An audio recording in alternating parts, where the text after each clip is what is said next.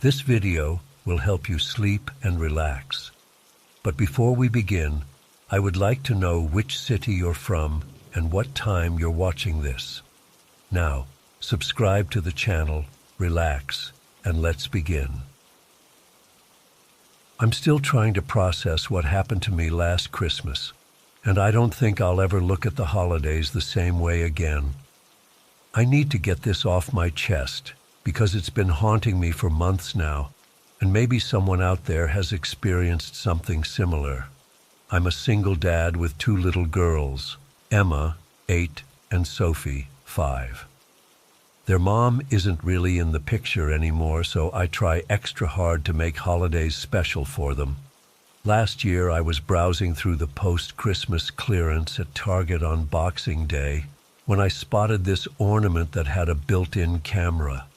It was marked down to like $12 from $40, and I immediately thought it would be perfect for the following Christmas. The ornament looked like a regular glass ball, red with some glitter, but it had this tiny camera lens that you could barely notice unless you were looking for it. The box said it could record for about 3 hours on a single battery. I thought it would be amazing to record myself dressed as Santa, putting presents under the tree, then show the girls on Christmas morning. They were still young enough to believe, and I figured this would be magical for them. I kept the ornament hidden in my closet all year, and honestly forgot about it until early December, when I was pulling out all the Christmas decorations. I was so excited to finally use it that I immediately put in the battery and tested it out. It worked perfectly. The picture was clear, and it had a decent wide angle that could capture most of my living room. Fast forward to Christmas Eve. We had our usual traditions, baking cookies for Santa, reading the night before Christmas, and the girls leaving out milk and cookies before going to bed around 9 p.m. They were so excited they could barely sleep, but eventually they did. Around 11:30, I set up the camera ornament on the tree, positioning it so it had a clear view of the fireplace and the area where I'd be placing the presents. I hit record, checked that the little red light was on, and went to get changed into my Santa suit. I went all out with the costume, full suit, beard, pillow stuffed in my belly, the works. I came back downstairs around midnight and spent about 30 minutes arranging presents, eating the cookies, drinking the milk, and even leaving some sooty boot prints by the fireplace, using some ashes and an old pair of boots. I wanted the girls to have real evidence that Santa had been there. After I finished, I left the camera running, thinking it would be cool to catch them coming down in the morning too. Christmas morning came, and the girls woke me up at 6 a.m. sharp, jumping on my bed and screaming that Santa had come. We went downstairs, and their faces lit up when they saw all the presents. Before they could start tearing into them, I remembered the camera. I told them I had a special surprise and that Santa might have been caught on camera. They absolutely lost it with excitement. I grabbed my laptop, removed the memory card from the ornament, and loaded up the video. The three of us huddled on the couch, still in our pajamas, eager to see Santa in action. The video started playing, showing our empty living room with the tree lights twinkling. Then about 10 minutes in, there I was in my Santa suit, placing presents, eating cookies, the whole routine. The girls were squealing with delight. But then Emma suddenly pointed at the screen and said, "Daddy, what's that blue present, the shiny one by the fireplace?" I froze. I didn't recognize it. It was wrapped in metallic blue paper with a silver bow, nothing I had bought or wrapped. It was sitting right there by the fireplace, clearly visible in the video, but I hadn't noticed it in the actual room that morning. Before I could process this, Sophie chimed in, "That must be from Mr. L." My blood ran cold. I had no idea who Mr. L was supposed to be. "Sophie, honey, "Who is Mr. L?" I asked, trying to keep my voice steady. "The Christmas elf, silly. He visits sometimes when we're sleeping," she said, like it was the most normal thing in the world. I felt sick to my stomach, but tried not to show it. I told the girls I needed to check something and asked them to wait. I went over to the tree and looked around. There was no blue present. I searched the entire living room, behind the furniture, everywhere.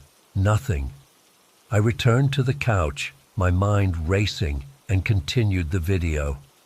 As I watched myself leave the room in the video, something caught my eye. In the far corner of the living room, partially hidden by the shadow of our bookshelf, was a figure. I hadn't noticed it at first because it was so still, but now I could clearly see what looked like a person standing there. I quickly told the girls I needed to fix something on the computer and positioned the screen away from them. I rewound the video and looked more carefully. From the timestamp, this figure had been standing there the entire time I was in the room dressed as Santa. It hadn't moved an inch while I was bumbling around placing presents, completely oblivious. The figure was tall and thin, wearing what looked like an elf costume, pointy shoes, green tights, a red tunic, and a pointed hat. But there was nothing cheerful about it. The costume looked old and worn, and the face— I couldn't make out the face clearly, but it didn't look like a mask. It was pale and elongated. My hands were shaking as I continued watching. About 20 minutes after I left the room, the figure finally moved. It took slow, deliberate steps toward the center of the room. Now in better light, I could see more details. Long, bony fingers, unnaturally long legs, and a face that was wrong. It wasn't clearly human, with features that seemed stretched and misaligned. It walked to the tree, right up to the camera, and just stared into it. I could hear breathing, slow and raspy, getting louder as it got closer. Then the video stopped. I slammed the laptop shut, told the girls I needed to check something upstairs, and ran to my bedroom. My mind was racing. Someone had been in my house. Someone had been watching me while my children were sleeping upstairs. I grabbed my phone, ready to call the police, when I remembered the blue present from the video. I went back downstairs, trying to act normal for the girls. I asked them casually if they had seen a blue present anywhere. Emma mentioned she saw it earlier by the fireplace, but thought I must have moved it. Sophie insisted again it was from Mr. L and asked if we could find it. Against my better judgment, I decided to look for it again. This time, I searched more thoroughly, moving furniture and looking underneath things. Finally, behind the curtain near the window, I found it. A small box wrapped in metallic blue paper with a silver bow, exactly as it had appeared in the video. My hands trembled as I picked it up. It was lightweight, maybe the size of a jewelry box. The girls crowded around me, excited to see what was inside. I carefully unwrapped it, fighting the urge to throw it out the window and run. Inside the box was a single item, the battery from the camera ornament. I immediately checked the ornament on the tree. The battery compartment was empty. Whoever, or whatever, had been in my house had not only watched me, but had approached the camera after I left, removed the battery, wrapped it as a gift, and placed it somewhere in my living room. All while my daughters and I were asleep upstairs. I managed to keep it together in front of the girls. I told them it was just a spare battery Santa must have left for the ornament. They quickly lost interest and went back to their presents. As soon as I could, I checked all the doors and windows. Everything was locked from the inside. There was no sign of forced entry, no footprints in the snow outside, nothing missing or disturbed in the house except for that camera battery. I spent the rest of Christmas Day in a state of panic, jumping at every noise, checking and rechecking the locks. I couldn't call the police, What would I tell them? That some creature in an elf costume had been standing in my living room watching me dress up as Santa? That it had somehow entered my locked house, taken a battery from a camera, and left it as a gift? They'd think I was insane. After the girls went to bed that night, I stayed up watching their room. I checked the house repeatedly, looking in closets, under beds, behind curtains. I found nothing. In the days that followed, I installed security cameras throughout the house. I changed all the locks. I even had a security company come and do an evaluation. But nothing made me feel safe, because something had been in my house watching us, and I had no idea how it got in or out. It's been almost a year now, and nothing else has happened. But I still can't shake the image of that figure standing in the corner of my living room, perfectly still, watching me. I can't forget the sound of its breathing as it approached the camera, and I definitely can't forget Sophie's casual mention of Mr. L, the Christmas elf, who visits sometimes when we're sleeping. I've tried asking Sophie more about Mr. L, but she just shrugs and says he's nice and brings presents sometimes. Emma says Sophie is making it up. I wish I could believe that. Christmas is coming again, and I don't know what to do. Part of me wants to pack up the girls and spend the holidays literally anywhere else. But another part of me wonders if Mr. L would just follow us. I still have the video. I've watched it countless times trying to make sense of what I saw. Sometimes I think my mind was playing tricks on me, that maybe it was just a shadow or a reflection. But then I remember the battery, the blue present, the way Sophie talked about Mr. L like she knew him. I've thought about posting the video online, but I'm afraid of what people might say. I'm afraid they'll think I'm crazy, or worse, that they'll see exactly what I saw and confirm my worst fears. I don't know if anyone else has experienced anything like this. I don't know if I'm losing my mind or if something truly inexplicable happened in my home last Christmas. All I know is that I'm terrified of what might happen this year when the decorations go up and the lights start twinkling. Because somewhere out there, Mr. L might be waiting to pay us another visit. And the worst part?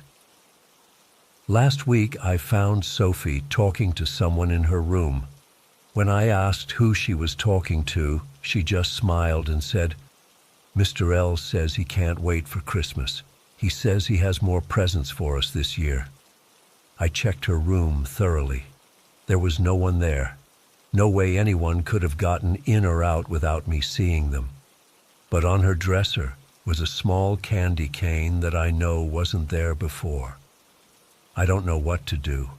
I don't know who or what Mr. L is. All I know is that something was in my house last Christmas, watching me, watching my children, and I'm terrified it's coming back.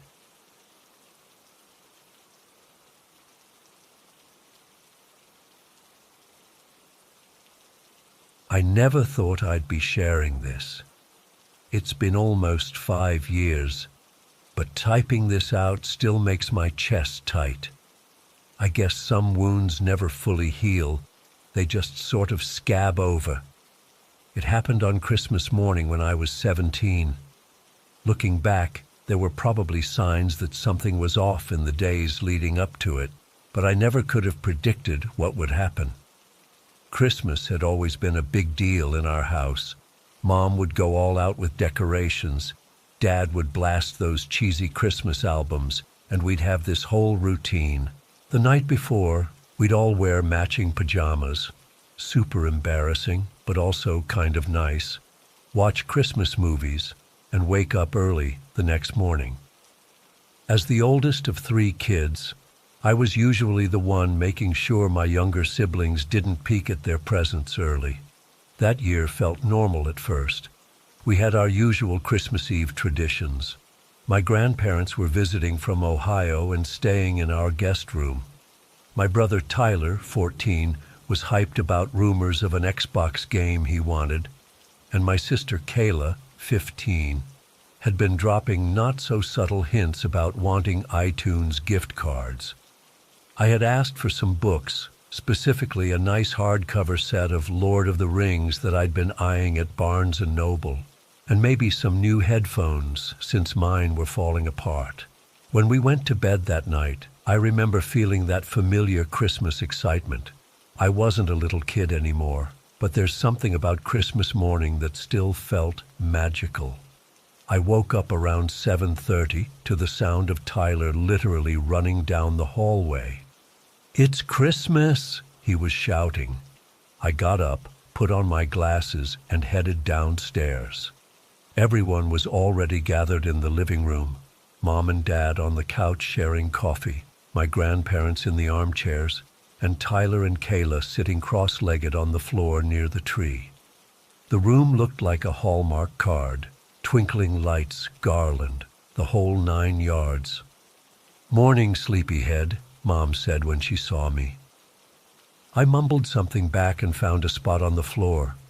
Dad started handing out gifts while Christmas music played softly in the background. The first warning sign should have been that I didn't see any packages with my name on them, but I figured they were just buried under the others. We always took turns opening gifts, one person at a time so everyone could see what others got. Grandma went first, unwrapping a scarf Mom had bought her. Then Grandpa got a book about what you from Dad. Then it was Mom's turn. Dad handed her a small box, and she opened it to find a silver pendant necklace she'd been wanting. She hugged him and put it on immediately. Dad went next, opening a speaker system for his car that he'd been talking about for months. Tyler was practically vibrating with excitement when Dad handed him a gift. He tore into it like a wild animal and actually screamed when he saw the Xbox games he wanted. Then Kayla opened her first gift, iTunes gift cards, just like she'd asked for. We continued this pattern for about half an hour. With each round, I became increasingly aware that no one was handing me anything. At first, I thought maybe they were saving mine for last. Maybe they got me something big or special. But as the pile under the tree dwindled, that hope began to fade. When the last gift was opened, a sweater for Mom from my grandparents, there was nothing left. Everyone was admiring their presents, thanking each other, and I just sat there empty-handed. The realization hit me like a physical blow. I didn't get anything, not a single present. For a moment, I thought it might be a prank. Maybe they were hiding my gifts somewhere else, setting up for a big reveal. I looked around at everyone's faces, waiting for someone to say, "Just kidding," or, "Wait, we forgot something." But instead, there was this horrible dawning awareness that spread across the room like a stain. Mom looked at Dad with wide eyes. Dad's smile froze. My grandparents exchanged glances. Tyler and Kayla suddenly became very interested in their new things. "Wait," Mom said finally, her voice unnaturally high. "Where are Jason's presents?" Dad's face went pale. "I thought you were shopping for him this year." "No, we talked about this. You said you'd take care of the boys and I'd handle Kayla and the grandparents. I got stuff for Tyler, but I thought..." They went back and forth like this, while I just sat there, feeling smaller by the second. It wasn't a prank. It wasn't a mistake that could be quickly fixed. They had genuinely forgotten to buy me anything for Christmas. Not just one of them. All of them. My parents, my grandparents, even my siblings hadn't noticed I was the only one without gifts under the tree. Grandma jumped in, her voice shaky. "I thought you two were handling the kids' presents. We brought gift cards for all of you, but we gave them to Sarah to put in the stockings." She looked at my stocking hanging on the fireplace. I hadn't even checked it yet. It was flat and empty. "I didn't get any gift cards for Jason," Mom said quietly. The argument escalated. Dad was blaming Mom for not communicating clearly. Mom was saying Dad never listens. Grandpa started defending Grandma. Meanwhile, Tyler and Kayla were pretending to be absorbed in their new things, not making eye contact with me. I felt like I couldn't breathe. My face burned with humiliation. I wasn't a materialistic person. It wasn't about the stuff. It was about sitting there while my entire family realized they had completely forgotten about me. Like I was invisible. Like I didn't matter enough to remember. "It's fine," I said, even though it was the furthest thing from fine. "Really, it's not a big deal." Mom started crying, which somehow made it worse. "Jason, I'm so sorry. We'll go shopping tomorrow, I promise. You can pick out whatever you want." I said it's fine. My voice sounded weird, distant. I stood up, stepping over wrapping paper. "I'm just going to go read for a bit." I went upstairs to my room and shut the door. I could still hear them arguing downstairs, their voices rising and falling. I grabbed my old paperback copy of The Fellowship of the Ring and tried to lose myself in Middle-earth, but the words kept blurring. I wasn't crying. I was too shocked for that. But I felt hollow, like someone had scooped out my insides. About an hour later, Mom knocked on my door. Her eyes were red-rimmed. She sat on the edge of my bed and tried to explain. Apparently, there had been some miscommunication about who was shopping for whom. Dad thought she was handling my gifts. She thought he was. Neither of them had double-checked. The grandparents had brought gift cards but given them to Mom to distribute, and somehow mine never got purchased. "We'll go first thing tomorrow morning," she promised. "You can pick out anything you want." I nodded, but we both knew that wasn't the point. You can't fix "we all forgot you existed on Christmas morning" with a belated shopping trip. The rest of the day was excruciating.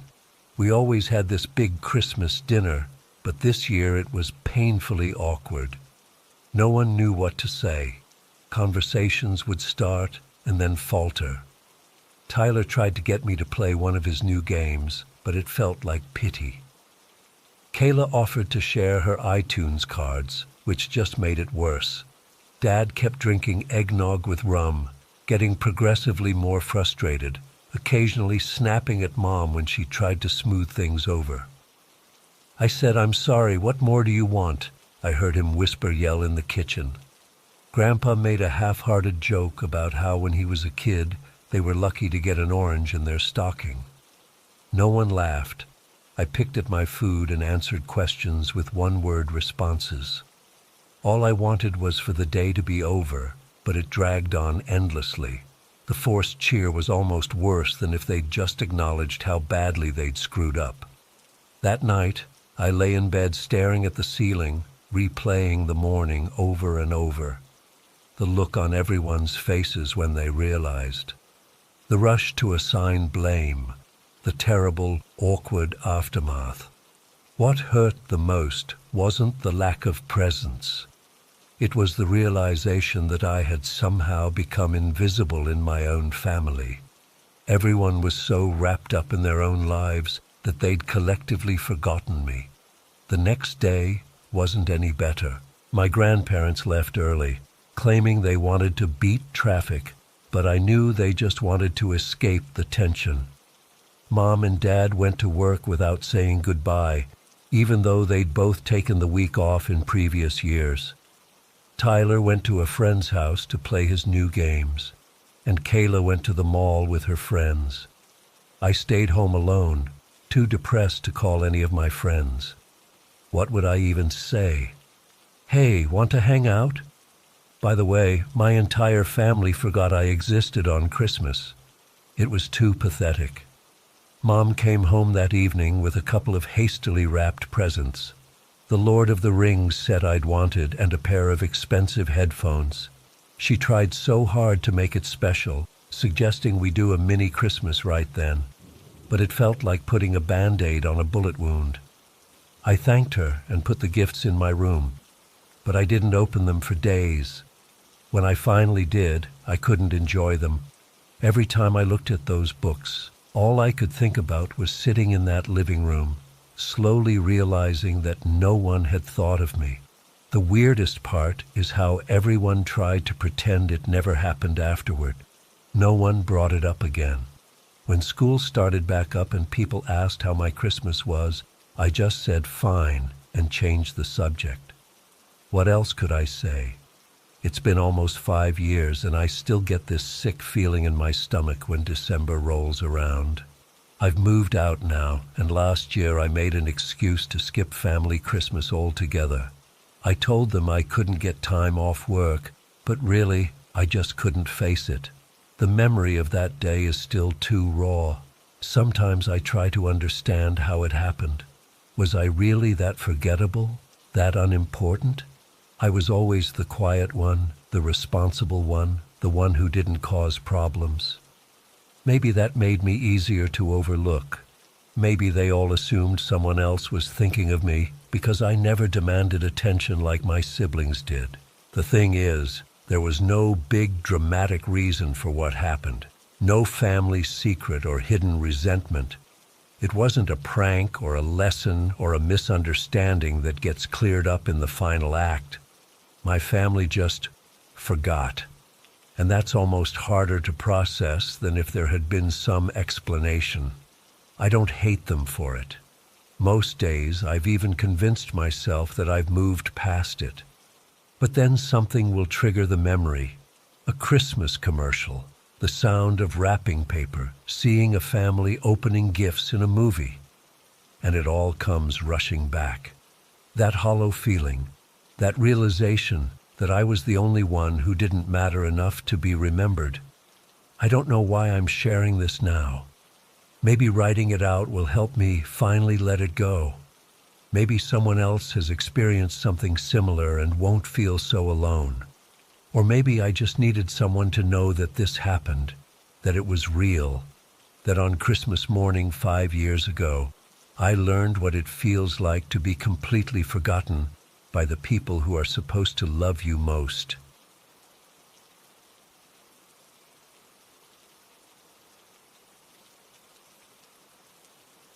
I never thought I'd be telling this story online, but after seeing others share similar experiences, I feel like I need to get this off my chest. What happened to me 14 years ago in San Jose Paso Nuevo still gives me nightmares. I've tried to forget it, but I can't. Even now, typing this out, my hands are shaking. I moved to this small town near Cofre de Perote in Mexico back in 2009 for work. It's a farming community where everyone knows everyone, and life is normally peaceful and simple. But about 6 months after I arrived, something strange started happening. Farm animals began disappearing. At first, it was just a chicken here, a rabbit there, the kind of thing you might blame on coyotes or wild dogs. But then larger animals started vanishing too. Goats, pigs, even a calf from old Rodriguez's farm. What made it weird wasn't just the number of animals going missing, but how they disappeared. No blood, no signs of struggle, no fence breaks. They were just gone. And it kept happening night after night. After about 3 weeks of this, the town was on edge. Humberto Martinez, who owned the largest goat farm in the area, had lost 35 animals already. In total, our small community had lost 52 animals in under a month. For farmers whose livelihoods depend on their livestock, this was devastating. Don Agustin, the oldest man in town, he was like 90 or something, called for a community meeting at the town square. I still remember how his weathered face looked in the dim light of the plaza, as nearly everyone in San Jose Paso Nuevo gathered around. "This is not a normal predator," he said, his voice surprisingly strong for his age. "My grandfather told me stories of such things when I was a boy." When someone suggested setting up night watches, Don Agustin shook his head but didn't argue. You could tell he knew something he wasn't saying. We organized watches anyway. 3 men per farm, rotating through the night. I volunteered for Humberto's farm since he'd lost the most. But something really strange happened. Each night, no matter who was on watch, they would fall asleep. All of them. Even guys like Miguel, who worked night shifts at the factory in the next town over, and were used to staying awake all night. They'd wake up at dawn to find more animals missing. After a week of failed watches, Humberto's wife Rosa came to another town meeting looking terrified. She said she'd gotten up at around 3 a.m. to use the bathroom when she saw something on their fence. At first, she thought it was a large dog, but when she walked closer to the window, it turned to look at her. She said its eyes reflected the moonlight like mirrors, and then it leaped off the fence and vanished into the darkness. The way she described the jump, like it was floating, made my skin crawl. That's when Humberto announced he'd pay 5,000 pesos to whoever killed whatever was taking his animals. That was good money in our town, about a month's wages for most people. I needed that money. My mom back in Veracruz needed surgery, and I was trying to save up. So when Humberto asked for volunteers for another night watch, I raised my hand immediately. 4 others joined me: Carlos, Pedro, Manuel, and Esteban. We were all young, in our 20s or early 30s, and all of us brought hunting rifles or shotguns. "Tonight we catch this thing," Humberto said, handing each of us a thermos of strong coffee. "Drink this if you feel sleepy."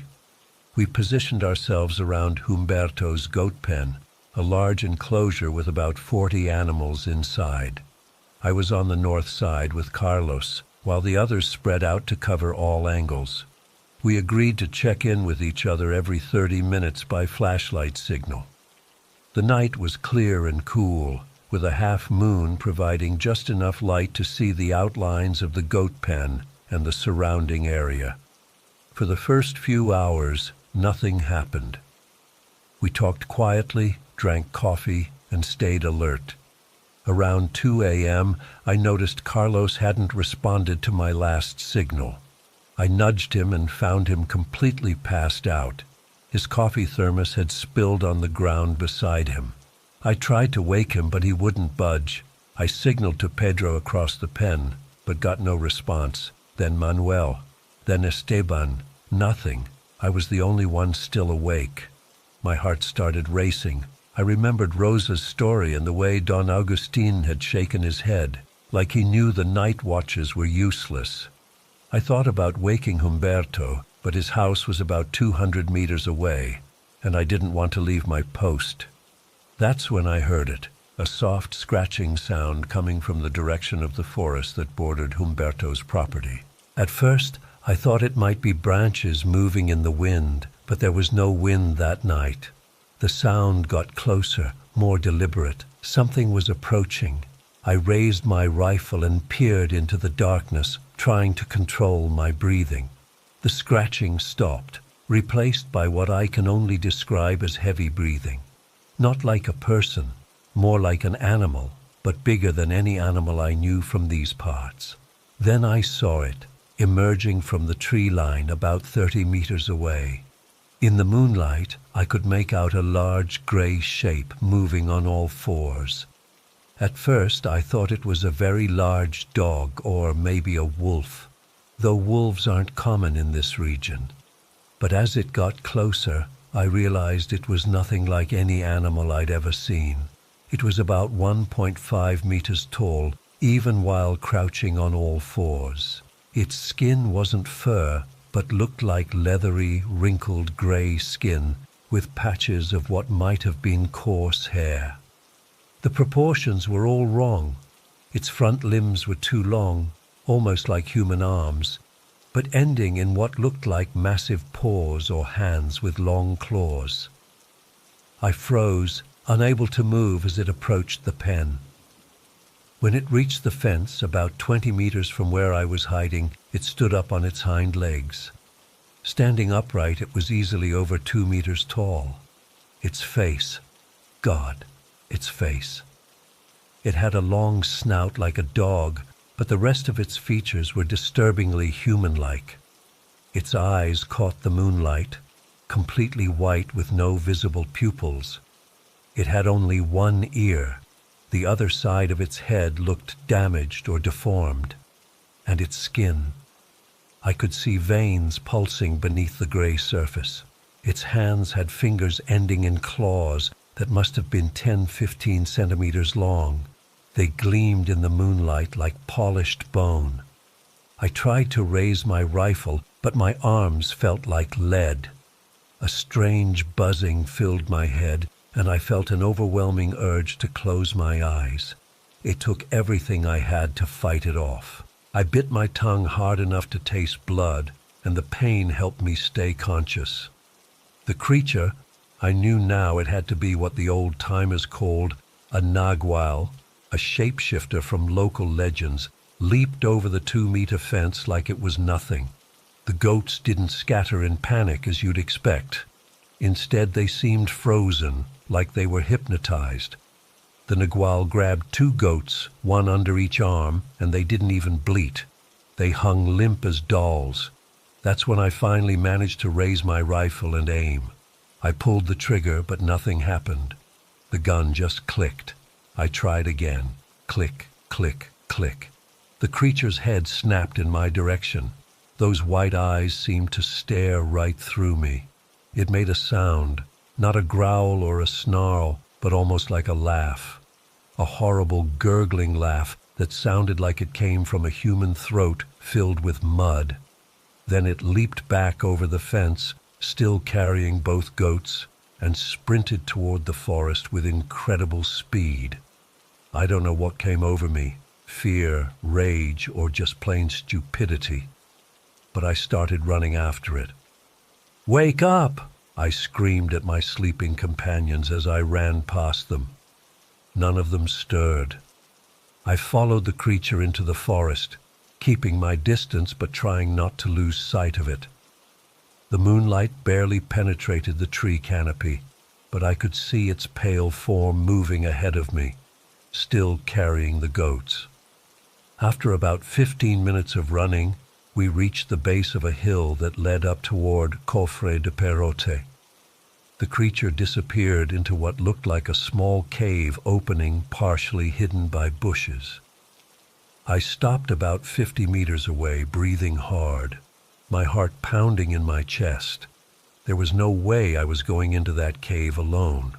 I marked the location as best I could in my mind, noting a distinctive lightning-struck tree near the entrance, and then ran back to get help. When I returned to Humberto's farm, the others were finally starting to wake up, confused and disoriented. None of them remembered falling asleep. When I told them what I'd seen, Carlos and Pedro looked skeptical, but Manuel and Esteban seemed scared. They'd heard the old stories about the nagual. "My grandfather said they're men who make deals with the devil to become animals," Manuel whispered. "They feed on livestock to maintain their power." We woke Humberto and told him everything. By then it was almost dawn. He immediately called Don Agustin, who arrived leaning heavily on his cane, but with fire in his eyes. "You saw La Bruja," the old man said. "The witch, some call it nagual. It has walked these lands since before the Spanish came." Don Agustin insisted we needed Father Mateo from the church. Once the priest arrived, we gathered more men from town, about 15 in total, all armed, and I led them back to the cave I'd found. It was around 10 a.m. when we reached it. In the daylight, the cave entrance looked smaller, just a dark hole about a meter high in the hillside.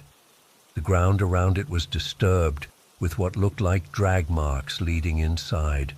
There was also a strange, rotten smell coming from the opening. Father Mateo stepped forward with his Bible and holy water. He began to pray in Latin, sprinkling the water around the cave entrance. At first, nothing happened.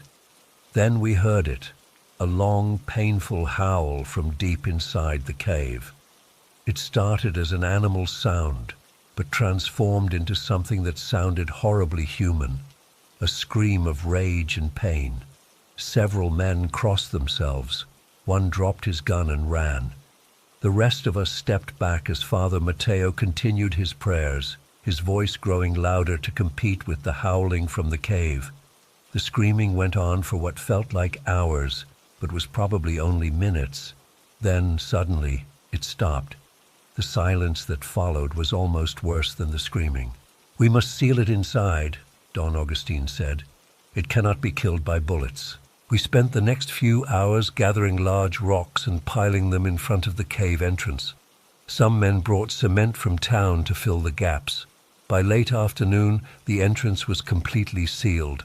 As we worked, I noticed something strange. Scattered around the area were bones. Not just animal bones, but what looked disturbingly like human remains. No one wanted to examine them too closely. We returned to town exhausted but relieved, believing we'd trapped the creature. That night, for the first time in weeks, no animals disappeared from any farm in San Jose Paso Nuevo. 3 days later, a woman from a neighboring town came looking for her missing husband. He was a trader who bought and sold animals in different villages. No one had seen him for nearly a month, which, we realized, coincided with when the animal disappearances began. The woman showed us his picture. None of us recognized him, but Don Augustine stared at the photo for a long time, his wrinkled hand trembling slightly. "Some men," he finally said, "are not what they appear to be." The woman left without finding any trace of her husband. We never told her about the cave or what we'd sealed inside it. I wish I could say that was the end of it, but strange things kept happening in San Jose Paso Nuevo. People reported hearing weird noises at night, scratching on their roofs or windows. Black birds would gather on rooftops, just sitting and watching. Sometimes there was a horrible smell that would drift through town for a few hours and then disappear. Most disturbing were the reports of a tall, thin man dressed in black, seen walking toward the hills in the direction of the cave. Always at dusk, always alone, and always vanishing before anyone could approach him. I stuck it out for about 2 more months before I couldn't take it anymore. The nightmares were getting worse, dreams of white eyes watching me from the darkness, of hands with long claws reaching for me. I moved away, back to Veracruz, and I've never returned to San Jose Paso Nuevo. I still keep in touch with Manuel, though. He tells me the sealed cave has become something of a local legend now. Teenagers dare each other to go up there at night, but no one ever gets close. They all report feeling suddenly exhausted and turning back. The animals don't disappear anymore, but sometimes livestock is found dead near the forest edge. Not eaten, but just drained somehow. I don't know what we trapped in that cave 14 years ago. I don't want to know. But sometimes, when I'm lying awake at night and the wind makes strange sounds outside my window, I remember those white eyes and that horrible laugh. And I wonder if it's still in there, waiting, or if something wearing the shape of a man is walking the roads of Mexico, looking for another small town where no one would recognize a stranger's face.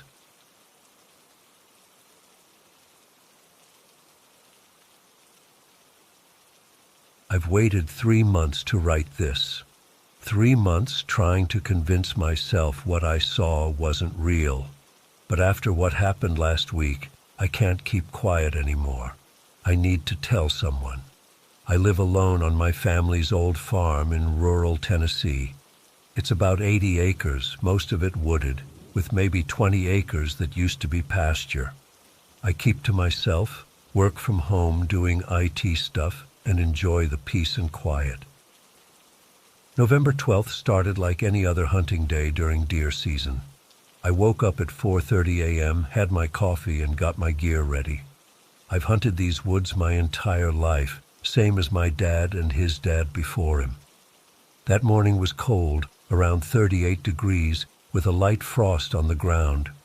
I remember being excited because conditions were perfect.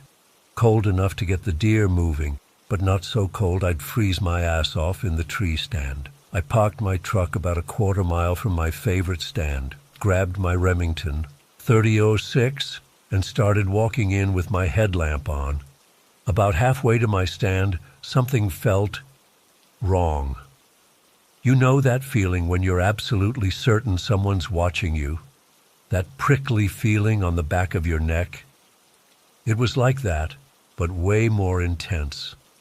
I stopped and listened. That's when I noticed the silence.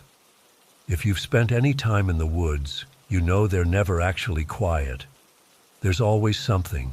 Birds, squirrels, insects, something. But that morning, there was nothing. Just the sound of the wind moving through the bare trees. I told myself it was just the cold keeping the critters quiet, but deep down, I knew better. I kept going, moving slower now, stopping every few yards to look and listen. The weird thing was, I knew no one else should be out there. My property is clearly posted with no trespassing signs. The nearest neighbor is Kenny, my buddy who owns the farm that borders mine to the west, and he was hunting his own land that day. About 200 yards from my stand, I came to a small clearing. The sun was just starting to come up, and there was enough light to see without my headlamp. That's when I found it. An 8-point buck lay dead in the middle of the clearing. Not just dead, destroyed. Its throat was completely torn out, and its stomach had been ripped open. The intestines were pulled out and stretched across the frost-covered ground, steaming in the cold air. This wasn't a kill from a coyote, wasn't from another hunter either. There was no bullet wound I could see, and no hunter would waste a trophy buck like that. Whatever killed this deer was big and strong.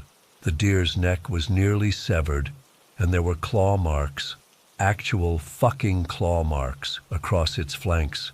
I've been hunting for 25 years, and I've never seen anything like it.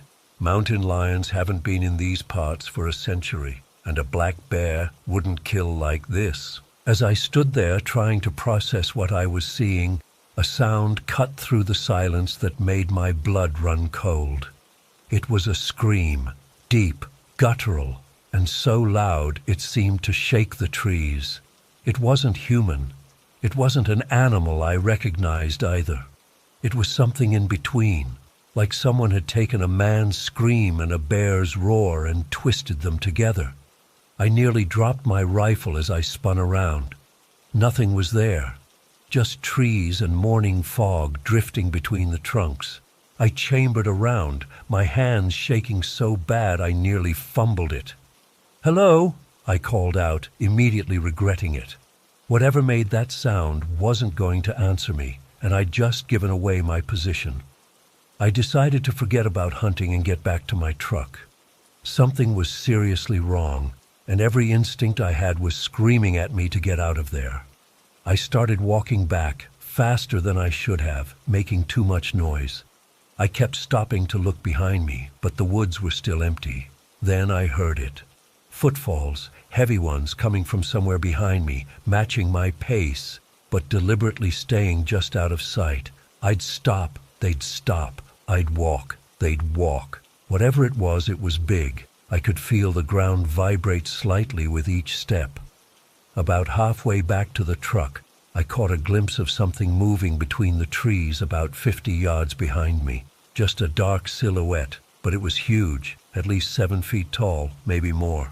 It was keeping pace with me, but staying just far enough away that I couldn't get a good look. I broke into a run then, no longer caring about noise. I just wanted to get to my truck.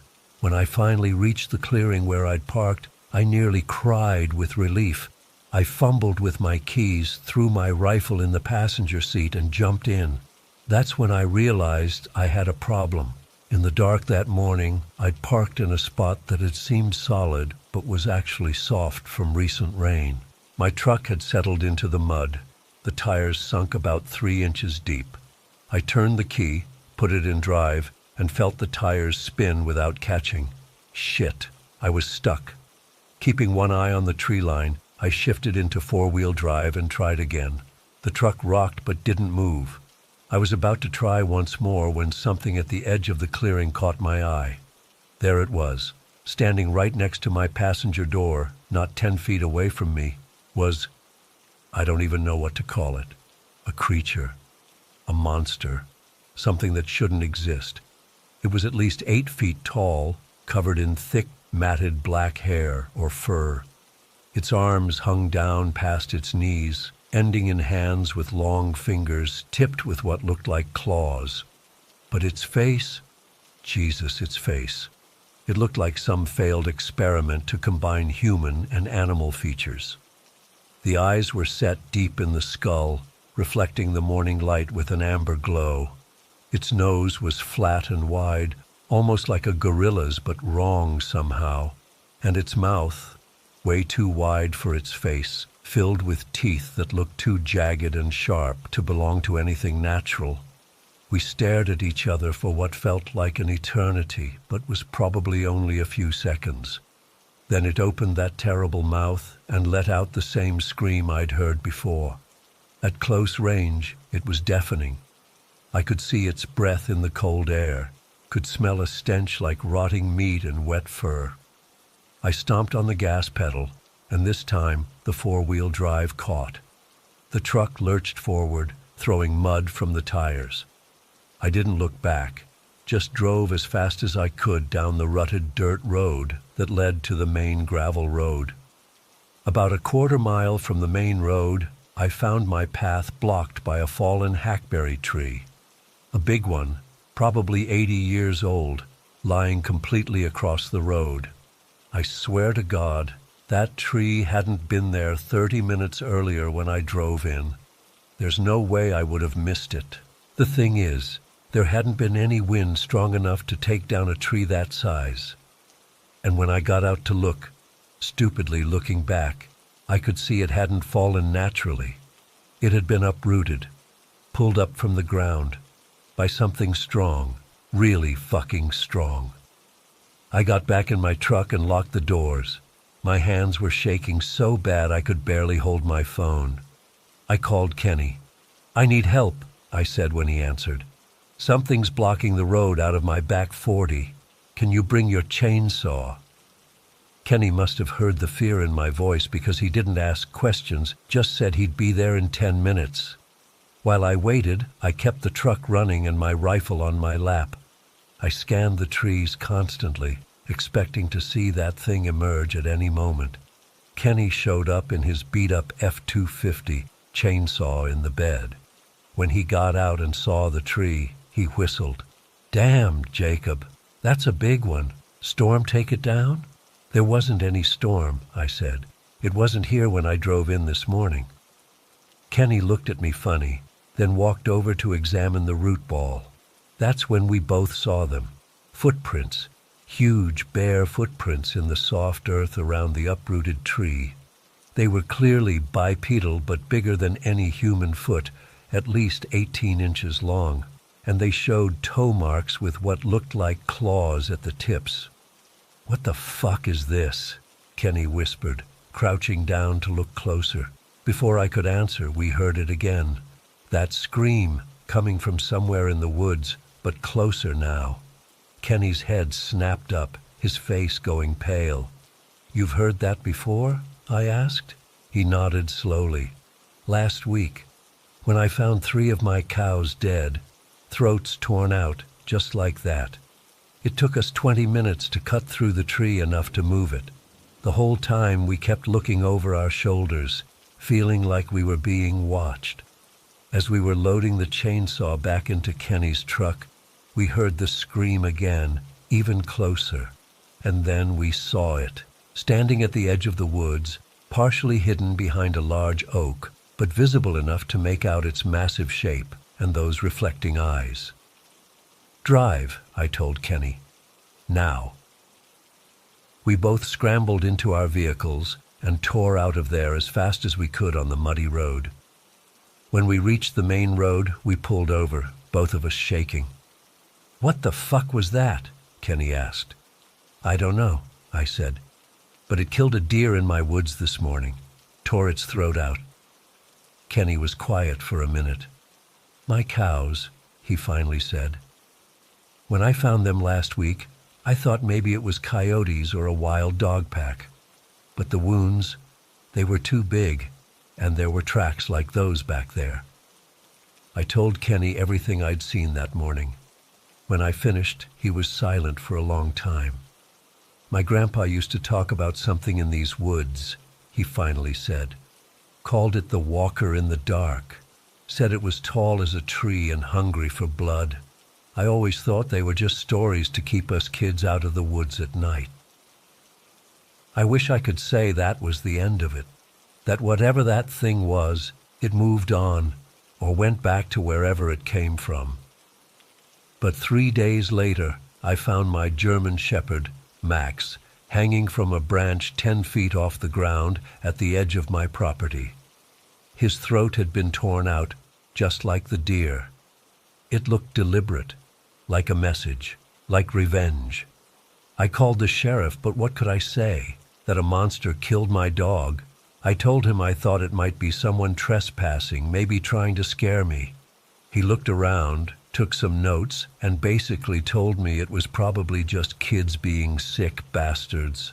But Kenny and I know better. We've both found more tracks since then, more dead animals, always with the throat torn out, always left where we'll find them. And at night, sometimes, we hear that scream echoing through the trees. I've started sleeping with my rifle next to my bed, put up security cameras all around my house. Kenny's done the same. We've told a few other locals what we saw, but most just think we're crazy or we're seeing things. One old-timer just nodded, though, and said his father used to tell stories about something similar back in the 1950s. Last week, I was taking the trash out after dark when I heard something moving in the tree line about 50 yards from my house. My security light caught 2 amber eyes reflecting back at me about 8 feet off the ground. They just watched me for a minute before disappearing back into the darkness. It's still out there, watching, waiting, and I don't know what to do about it. I don't know if it's some kind of unknown animal or something else. All I know is it's real, it's dangerous, and it seems to have developed some kind of grudge against me and Kenny. I haven't been hunting since that day, haven't even been in my woods, but sometimes when I look out my kitchen window toward the trees, I swear I can see something moving just inside the tree line, something big, something watching, and I know it's just a matter of time before it decides to come closer. I still can't believe what happened to me and the whole town back in San Jose Paso Nuevo. It's been years, but I can't shake it. I've never told this to anyone outside the village because, well, who would believe it? But I need to get this off my chest. I was living in San Jose Paso Nuevo, this tiny place near Cofre de Perote in Mexico. It's not much, just a small town where everyone knows each other, everyone's poor, and we all depend on our livestock to survive. That's why what happened hit us so hard. It started gradually. A chicken would disappear here, a goat there. At first, we thought it was just coyotes or maybe some desperate person stealing food. But then more animals started vanishing in broad daylight. No tracks, no blood, nothing, just gone. By the 3rd month, people were getting desperate. These weren't just pets. These animals were our livelihood. Each animal lost meant less food on the table, less money for medicine, for school supplies. You get the picture. Humberto was hit the worst. He had the biggest farm in our area. Nothing fancy, just more animals than most of us. In 1 month, he lost 35 animals.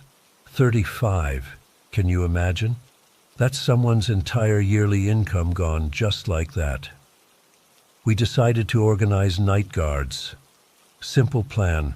Groups of 3 men would take shifts watching different properties. I volunteered for the rotation at Humberto's place since he was losing the most. The first night was uneventful, the second night too.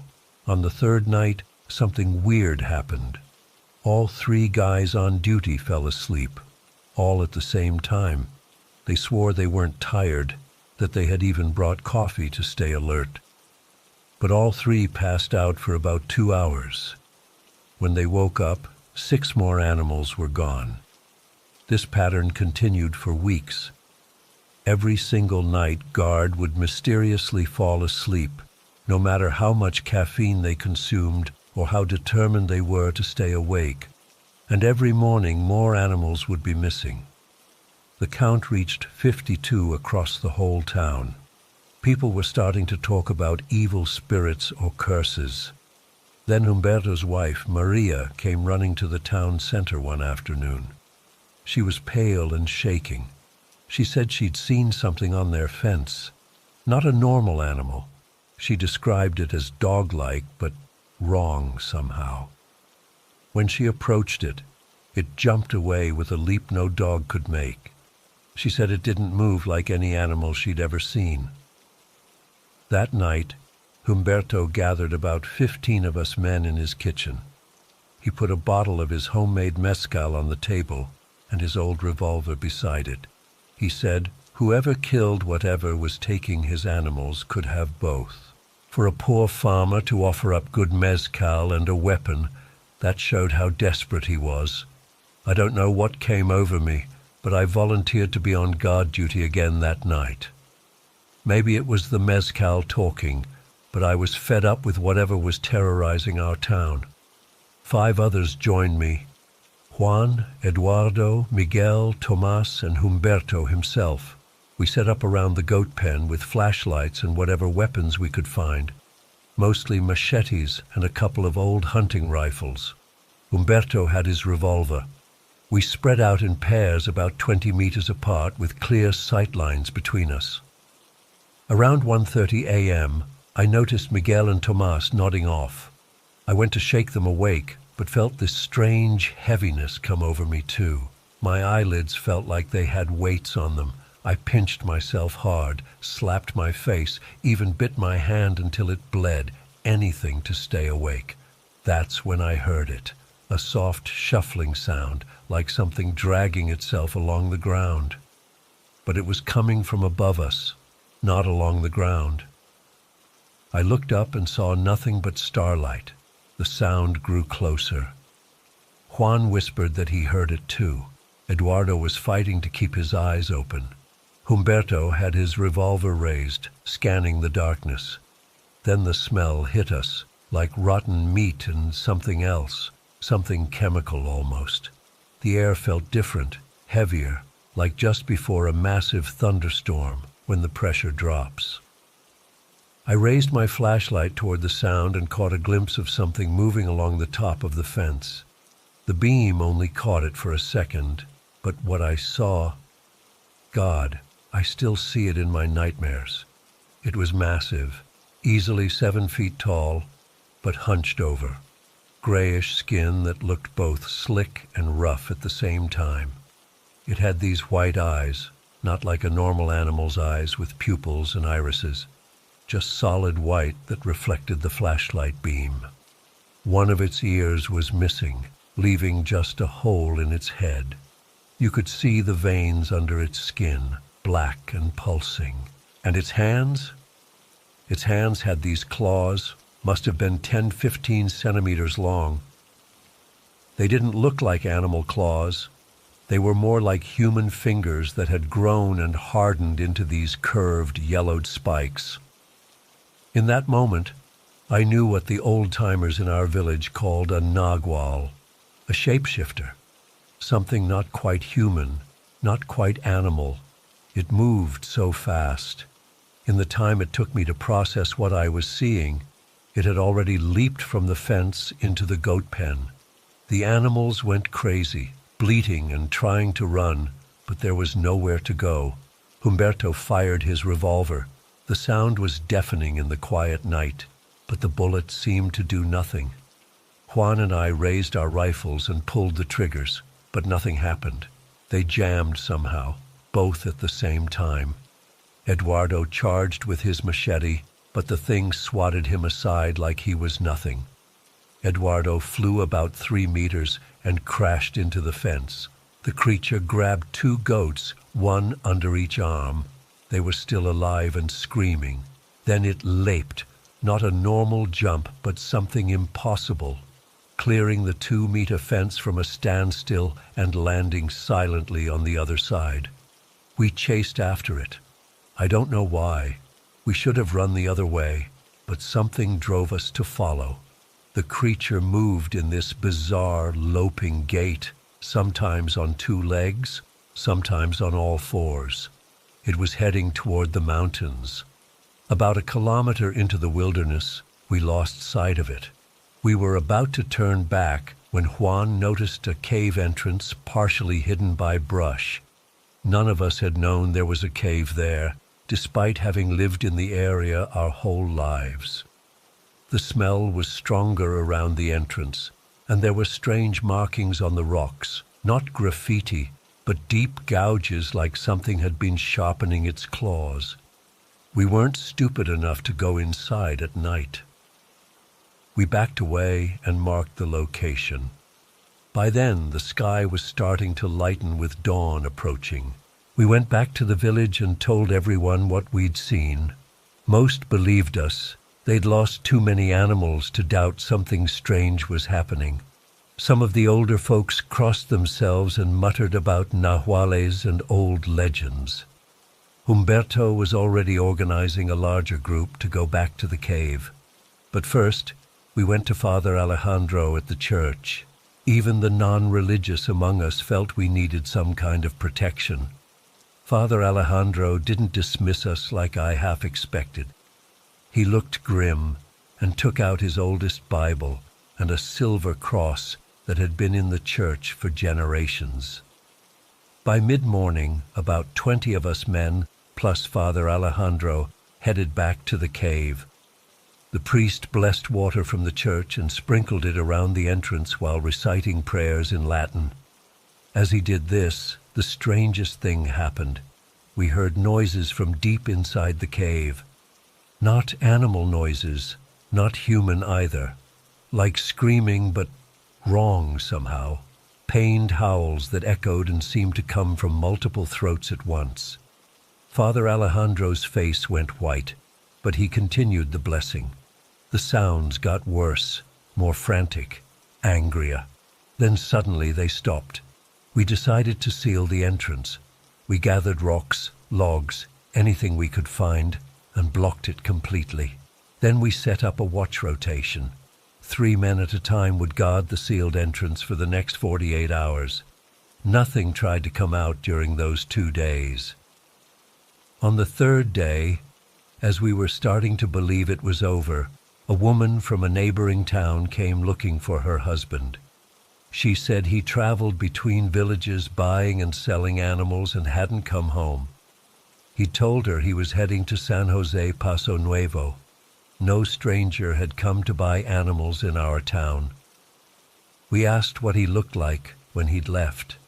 As she described him, I felt the blood drain from my face. He matched the build of the creature we'd seen, and she said he'd been gone exactly as long as our animals had been disappearing.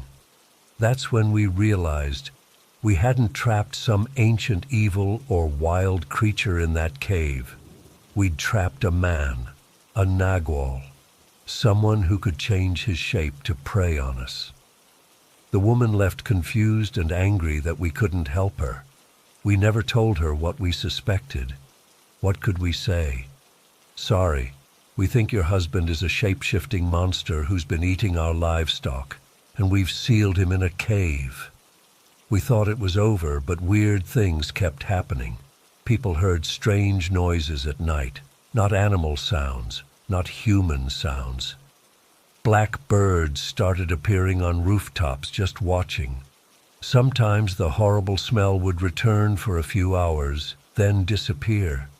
A few people claimed to see a man in black walking toward the mountain where the cave was. But when they followed, no one was there. I couldn't take it anymore. About a month later, I moved away from San Jose Paso Nuevo. I told everyone it was for work, but really, I couldn't sleep there anymore. I couldn't look at the mountains and know what was trapped inside them.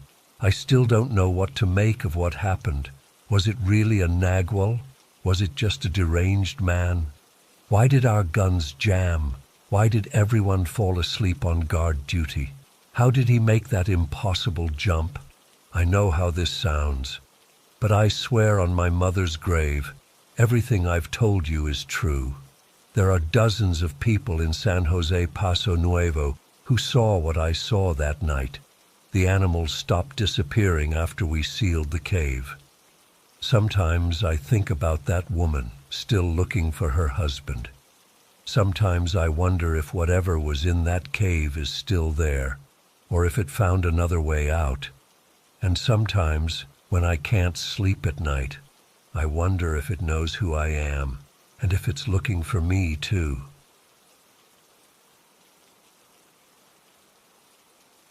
I still don't like talking about what happened that night.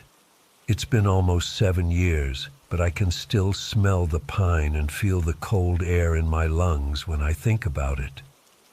I've told this story exactly 3 times, to my dad, my mom, and one drunk night to my college roommate who probably thought I was full of shit.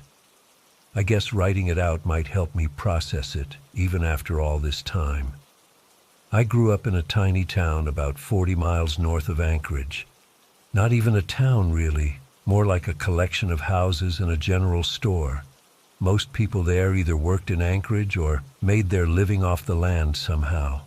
My dad was a mix of both, worked construction during the week and spent every weekend in the wilderness. From the time I could walk, Dad had me out there with him. Camping, fishing, tracking, shooting. I learned it all.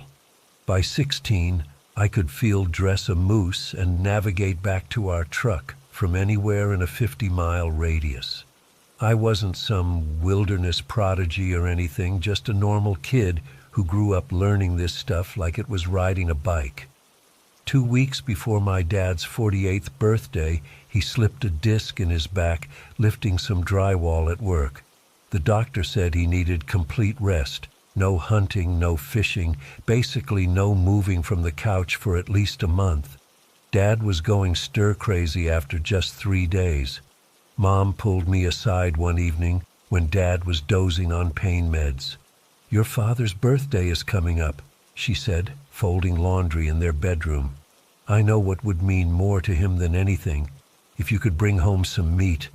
Nothing big, even a couple grouse would do. Just something you hunted yourself." I nodded like it was no big deal, but honestly, I'd never gone hunting alone before. I was always with Dad or my Uncle Pete, but I had my license, knew how to handle weapons safely, and had enough experience that it shouldn't have been a problem. Plus, I was 18, officially a man, right? That Friday after school, I loaded up Dad's old Ford F-150. I packed his Remington 700, some extra clothes, my tent, sleeping bag, and enough food for 2 days.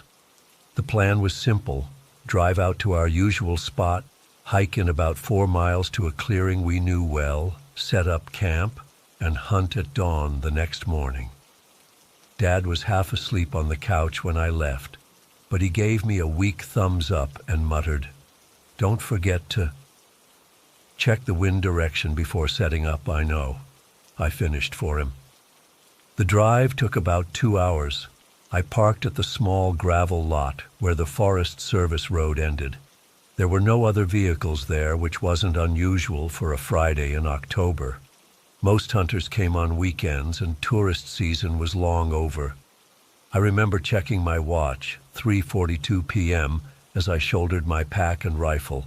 Plenty of time to hike in and set up camp before dark. The temperature was dropping already, maybe high 30s, and the forecast called for clear skies. Perfect conditions. The hike in was uneventful. I followed the small game trail we always took. stopping occasionally to check landmarks. The forest was quiet in that late autumn way. No birds, just the crunch of leaves and the occasional snap of a twig under my boots. The air had that crisp smell of pine and coming snow. By 6:15, I reached the clearing and set up my tent. I collected firewood, started a small fire, heated up some canned stew, and settled in. As darkness fell, the temperature dropped into the 20s. The stars came out bright and clear, like someone had punched holes in black velvet. I texted Mom to let her know I'd made camp safely. We had spotty cell service even out there. Then tucked my phone away to save battery. I decided to turn in early, around 9:30, to be fresh for dawn hunting. I cleaned up camp, stored my food in a bear-proof container hanging from a tree about 50 yards away, and crawled into my sleeping bag. I placed the rifle next to me inside the tent, safety on but loaded. Standard procedure in bear country. I must have fallen asleep pretty quickly. The next thing I remember was waking up disoriented. My watch said 2:37 a.m. Something had woken me. A noise, I thought, but the forest was dead silent now. That's what felt wrong. Alaska woods are never completely silent, even at night. There's always something. Wind in the trees, small animals moving, distant owls. But there was nothing, no sound at all, except my own breathing. I lay still, listening hard. The inside of my tent was pitch black. I hadn't brought a lantern, just my headlamp, which was somewhere by my feet. I didn't want to move to get it. Then I heard it, a soft crunching of leaves maybe 15 or 20 feet from my tent, something walking slowly, deliberately. My first thought was bear, but bears aren't usually so careful about how they move, and they're rarely active at night in October, already getting sluggish for winter. The footsteps stopped. Then, clear as day, I heard a voice. "Hello?" It was a child's voice. A young boy, maybe 6 or 7 years old. My blood went cold instantly. There was no reason, zero, for a child to be out here, 4 miles from the nearest road, at 2:30 in the morning in near freezing temperatures. "Hello?" It came again. The voice was exactly the same. Identical pitch, identical inflection, like a recording being played twice. I reached for my rifle, wrapping my fingers around the stock, feeling for the trigger guard in the dark. "Hello?" A third time, exactly the same. The footsteps started again, circling my tent. Slow, deliberate steps that didn't sound right. Too evenly spaced, too careful. "Who's there?" I called out, my voice embarrassingly shaky. The footsteps stopped immediately. For maybe 30 seconds, nothing happened. Then I heard breathing. Heavy, wet breathing, like someone with pneumonia. It was right outside the tent wall, not 3 feet from my head. "Hello?" The voice came again, but this time it was different, deeper, like someone had slowed down a recording, and it was right where the breathing was coming from. I raised my rifle, pointing it at the tent wall where the sound was coming from. My hands were shaking so bad I wasn't sure I could hit anything. "I've got a gun," I said, trying to sound confident. "Identify yourself right now." The breathing got louder, wetter. I could smell something now, like rotten meat and something else, something chemical, almost like ammonia. Then, in the weak moonlight filtering through the tent fabric, I saw a shadow rise up outside. It was tall, much taller than any person should be. The breathing was higher up now, maybe 7 feet off the ground. "Hello?" The voice was completely different now, deep, guttural, like rocks grinding together, not even pretending to be human anymore. I was so terrified I couldn't speak. I couldn't even think. I just kept the rifle aimed at the shadow, my finger hovering over the trigger, and then I saw them, 5 long, curved shapes pressing against the tent wall, fingers or claws. Each one had to be 6 inches long, pressing harder and harder until the fabric began to tear.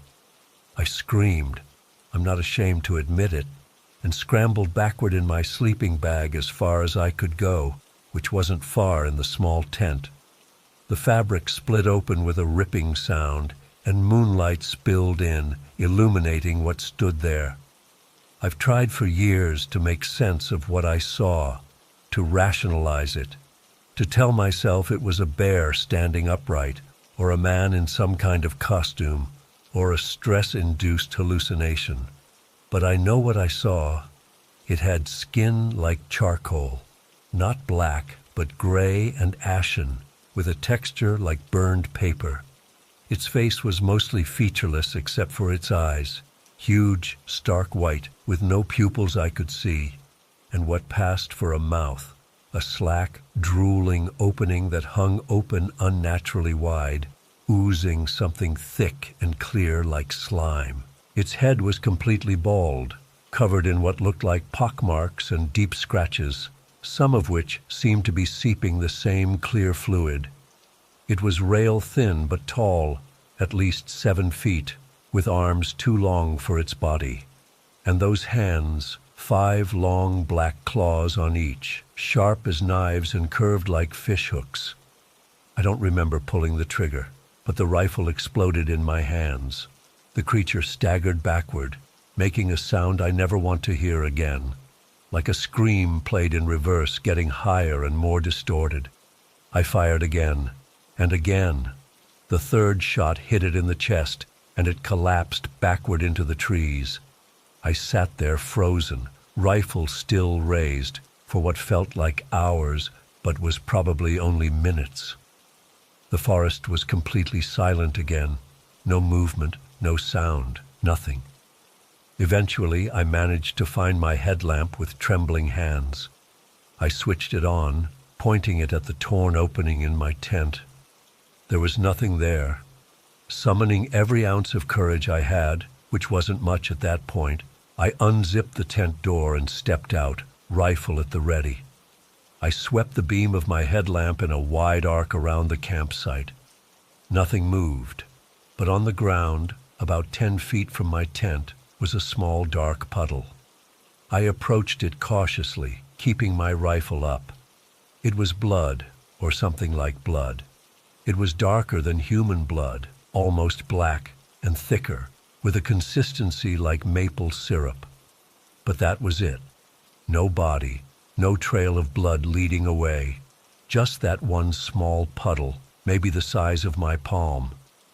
I don't remember much of what I did next. I know I didn't sleep. I packed up my gear as fast as I could, leaving behind anything non-essential. I remember checking my watch compulsively. 3:15 a.m., 3:22 a.m., 3:36 a.m., as I stuffed things into my pack. By 4 a.m., I was jogging down the trail back toward the truck, my headlamp bouncing wildly, illuminating trees and shrubs that all seemed to hide watching figures. I kept the rifle in my hands the whole time, safety off. Every few minutes I'd stop, turn around in a complete circle, listening and looking. But I never saw or heard anything following me. I made it back to the truck in just over an hour, a hike that normally took 2. Dawn was just starting to lighten the eastern sky as I threw my gear in the back and peeled out of there, spraying gravel. I drove straight home, walking through the door around 7:30 a.m. Mom was in the kitchen making coffee. She took one look at my face and knew something was wrong. "What happened?" she asked. "Are you hurt?" I couldn't tell her the truth. I just shook my head and muttered something about getting spooked by noises in the night and deciding to come home early. She didn't believe me. Moms never do, but she didn't push it. Dad was awake when I went into the living room. He looked at me, at the rifle I was still carrying, at my filthy clothes and wild eyes. "Sit down," he said, patting the couch beside him. I sat and told him everything, every detail, exactly as it happened. I expected him to tell me I'd dreamed it, or that it was a bear, or that I was just spooked by being alone in the woods for the first time. But he didn't. He listened silently, nodding occasionally. When I finished, he was quiet for a long time. Finally, he said, "I've never seen anything like that. But your grandfather used to talk about things in those woods that weren't natural, old stories from the native people around here. I always thought they were just stories." He put his hand on my shoulder. "I'm sorry I wasn't with you. Things might have been different if I had been." But I don't think they would have been, and in a strange way, I've come to see my dad's back injury as a blessing. Because whatever was out there in the Alaskan wilderness that night, whatever evil thing was using a child's voice to lure me out, I don't think it was something my dad could have protected me from. I think it would have taken us both. I haven't been hunting since that night. I moved to Seattle for college and stayed there afterward. I tell people it's for the job opportunities, but the truth is, I never want to be alone in the woods again, especially not in Alaska. I still have nightmares sometimes.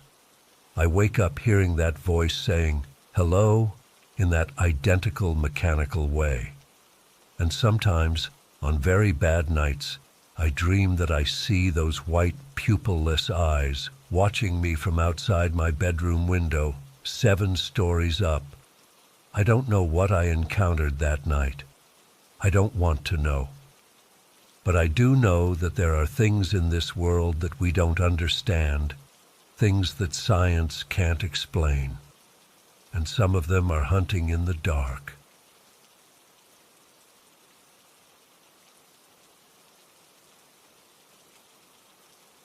I still get goosebumps thinking about what happened that night back in 2019. I was 14 then, living in this small town in eastern Tennessee where nothing ever happens. My friends Hannah and Chris and I were bored out of our minds that Friday night in October.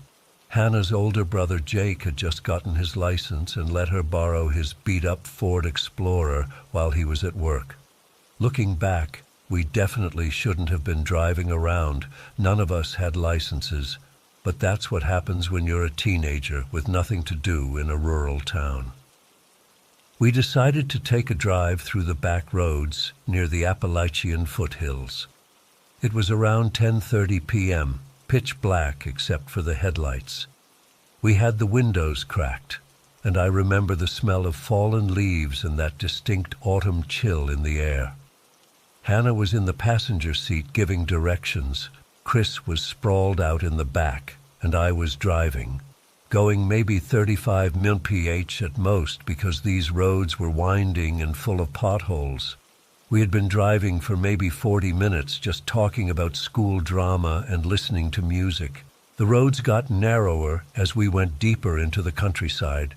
Route 29 is this old 2-lane road that cuts through some really dense woods with hardly any houses around. The trees formed this tunnel overhead, and our headlights were the only source of light for miles. No street lights, no houses, nothing but forest on both sides. I remember checking the gas gauge and telling Hannah we should probably turn around soon when she suddenly yelled, "Slow down! There's something in the road!" I hit the brakes, not slamming them, but enough to slow us down pretty quick. About 30 feet ahead of us was this small animal sitting right in the middle of our lane. At first, I thought it was just a raccoon or possum. We see those all the time around here. But as we got closer, rolling forward at like 5 mph, I realized it wasn't moving at all. Most animals bolt when they see headlights, but this thing just sat there, perfectly still, staring directly at us. "What is that?" Hannah whispered, leaning forward in her seat. "Is it hurt?" I slowed to a crawl, maybe 2 mph, and that's when I got my first good look at it. The thing was about the size of a large house cat, but it wasn't a normal cat. Not even close. Its fur was this weird flesh color, like pale skin with patches of thin, wispy hair. It didn't have the pointy ears you'd expect on a cat. They were smaller, rounder, almost like a kitten's, but not quite right. Its body was too long, too thin. But the eyes, God, the eyes are what I still see when I close my own at night. They were these bright, burning red-orange orbs with flecks of yellow that reflected our headlights in a way that made them look like they were generating their own light. Hannah described them perfectly later when she said they looked like the pits of hell were burning inside them. That's exactly what it was like. Not animal eyes at all. They didn't have that green glow that cat eyes get in the dark. These were something else entirely. The worst part was how it watched us, completely motionless, head slightly tilted, those eyes fixed directly on me behind the wheel. I felt like it was looking straight through the windshield and into me. Not at me, into me. "Just go around it," Chris said from the back seat. His voice had this nervous edge I'd never heard before. I eased the car to the left, giving the thing a wide berth. As we passed, all three of us craned our necks to keep looking at it. It rotated its head, just its head, not its body, to follow our movement, those eyes never blinking, never leaving us. The headlights weren't on it anymore as we passed, but somehow its eyes still glowed in the darkness. We were dead silent as I accelerated back to normal speed. I think we were all processing what we'd just seen. My hands were shaking on the steering wheel, and I felt this cold sweat breaking out all over my body. I couldn't have been driving more than 5 seconds after passing it when Chris suddenly yelled, "What the fuck was that?" Hannah whipped around in her seat to look out the back window. I glanced in the rearview mirror. Nothing.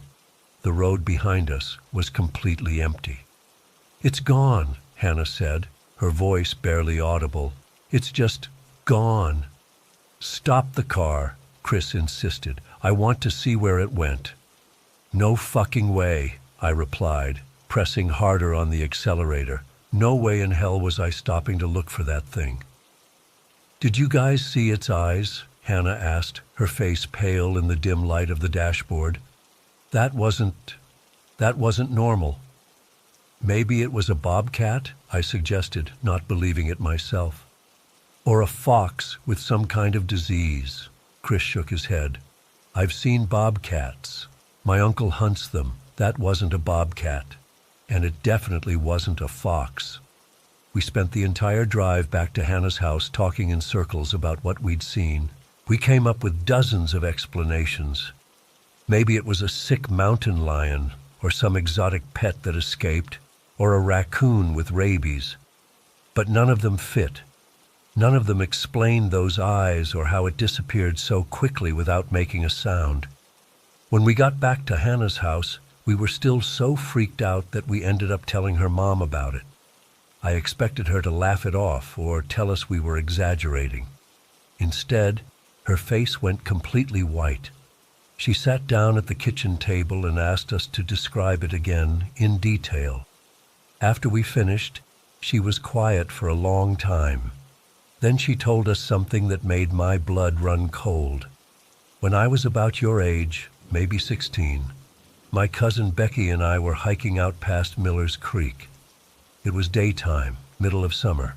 We stopped to rest near this thick patch of bushes, and I saw something watching us. At first I thought it was a weird-looking cat, but the fur was all wrong. And the eyes—" She trailed off for a second. "They were exactly like you described, like fire burning inside them." Hannah's mom told us she and her cousin had run all the way back to the car that day, and they never went hiking in that area again. She said she still thought about it sometimes, even 30 years later. She'd never told anyone except her husband because she was afraid people would think she was crazy. "Whatever you do," she told us before we left, "don't go looking for it. Some things out in those woods aren't meant to be found." I didn't sleep at all that night. I kept seeing those eyes every time I closed mine. The memory of it sitting so still in the middle of the road, watching us, made me feel sick to my stomach. I couldn't shake the feeling that it had been waiting for us specifically. In the days that followed, I went down an internet rabbit hole trying to figure out what we saw. I read about wendigos, skinwalkers, and all sorts of cryptids from Appalachian folklore. Nothing seemed to match exactly, but the stories about shapeshifters gave me nightmares. I even asked my grandfather, who's lived in these mountains his whole 82 years. He just got real quiet when I described it and then changed the subject. When I pressed him, he muttered something about things that shouldn't be named and told me not to talk about it anymore. That scared me almost as much as the creature itself. It's been over 4 years now, and I still get a knot in my stomach when I drive on rural roads at night. Chris, Hannah, and I don't talk about it much anymore, but I know they haven't forgotten. Sometimes Hannah will text me late at night when she can't sleep, just to ask if I still think about those eyes. I always do. People online have tried to explain it away, saying it was probably just a bobcat that got scared by our headlights, or maybe a fox with mange, but they weren't there. They didn't see how unnaturally still it was, how it moved only its head to watch us, how those eyes burned in the darkness, and they certainly can't explain how it vanished so completely in the seconds after we passed it. What bothers me most now isn't just what we saw. It's knowing that the same creature has been out there for at least 30 years since Hannah's mom saw it. And who knows how long before that? Is it still out there now, sitting in the middle of some dark road, waiting for someone else to drive by? Sometimes I wake up in the middle of the night, convinced I can see those red-orange eyes gleaming in the corner of my room. I never turn on the light to check. I don't want to know if I'm right. Last month, I was driving back from a friend's house around midnight. It was raining, and I took a wrong turn, ending up on an unfamiliar back road. As I rounded a curve, my headlights swept across the wet pavement, and for a split second, I thought I saw something small sitting in the middle of the road ahead. My heart nearly stopped. I slammed on the brakes so hard I skidded. When the car came to a stop and I looked again, there was nothing there. But I swear, just before it disappeared, if it was ever really there at all, I caught a glimpse of those same hellish eyes. I reversed and turned around immediately, taking the long way home on the main highway. I don't drive the back roads at night anymore. I don't think I ever will again. Whatever that thing was, demon, skinwalker, or something that doesn't have a name, it's still out there in the darkness of the Appalachian foothills. And sometimes, in my darkest thoughts, I can't shake the feeling that it remembers us too.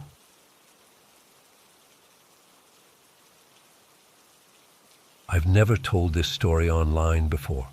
To be honest, I never wanted to think about it again. But I keep having these nightmares where I'm back there. Maybe writing it down will help. This happened when I was 12 years old. My family and I lived in California, but that summer we drove to Idaho to visit my mom's sister and her family. We stayed at their house for a couple days, and then headed to this small city in the Rocky Mountains where my aunt and uncle owned this cabin. I was pretty excited because I'd never been to the mountains before, and this place was seriously remote. The cabin was pretty nice, not some run-down shack or anything. It had electricity, running water, 3 bedrooms, and a big living room with these huge windows that faced the backyard. The backyard itself sloped down to this freezing cold river, maybe 30 feet wide, and on the other side was this massive mountain completely covered in pine trees. It looked awesome during the day, but at night, I don't know, something about it just felt wrong. The first night we were there, I couldn't sleep. The room I was sharing with my little sister Brianna was super hot. My aunt and uncle didn't have air conditioning in the cabin since Idaho nights are usually cool. But this particular night was unusually warm. I waited until my sister was asleep and then opened the window to get some air. I was just lying there staring at the ceiling when I heard it for the first time. This sound coming from across the river, deep in those trees. It's hard to describe, like a high-pitched raspy screech that went on for maybe 5 seconds. It didn't sound like any animal I'd ever heard. It definitely wasn't a mountain lion or a bear. Hell, it didn't even sound human. It was like, imagine if someone was being burned alive, but they weren't even human to begin with. That's the closest I can get to describing it. I shut the window immediately and spent the rest of the night wide awake, staring at the ceiling and trying to convince myself it was just some weird bird or something. I didn't say anything to anyone the next morning. I figured they'd just think I was being a baby. The second day was normal. We went fishing, had a cookout, played cards. My cousins were cool. Alex was 16 and thought he was hot shit because his dad had taught him to shoot and let him carry this little pistol when they went hiking for bears, they said. Julia was my age and we got along great. Then there was Karina, who was 10, same age as my sister Brianna. The 4 of us younger kids hung out while the adults did their thing. That evening after dinner, Julia suggested we go explore the forest across the river. There was this old hiking trail that went all the way up to the top of the mountain, about 9,000 feet according to my uncle. Alex overheard us talking and said he'd take us if our parents said it was okay. Looking back, I'm still shocked they agreed. Maybe because Alex had that gun, or because my uncle said the trail was well marked and they'd hiked it tons of times. Either way, around 4 p.m., the 5 of us headed out. Me, Julia, Brianna, Karina, and Alex leading the way with his pistol on his hip. We each had backpacks with water, some snacks, and flashlights, since my uncle figured we might be coming back after dark. The bridge across the river was about a 1/4 mile downstream from the cabin. It was just this narrow wooden thing, but it got us across. The hike up was actually pretty fun. The trail zigzagged up the mountain through these incredibly dense pine trees.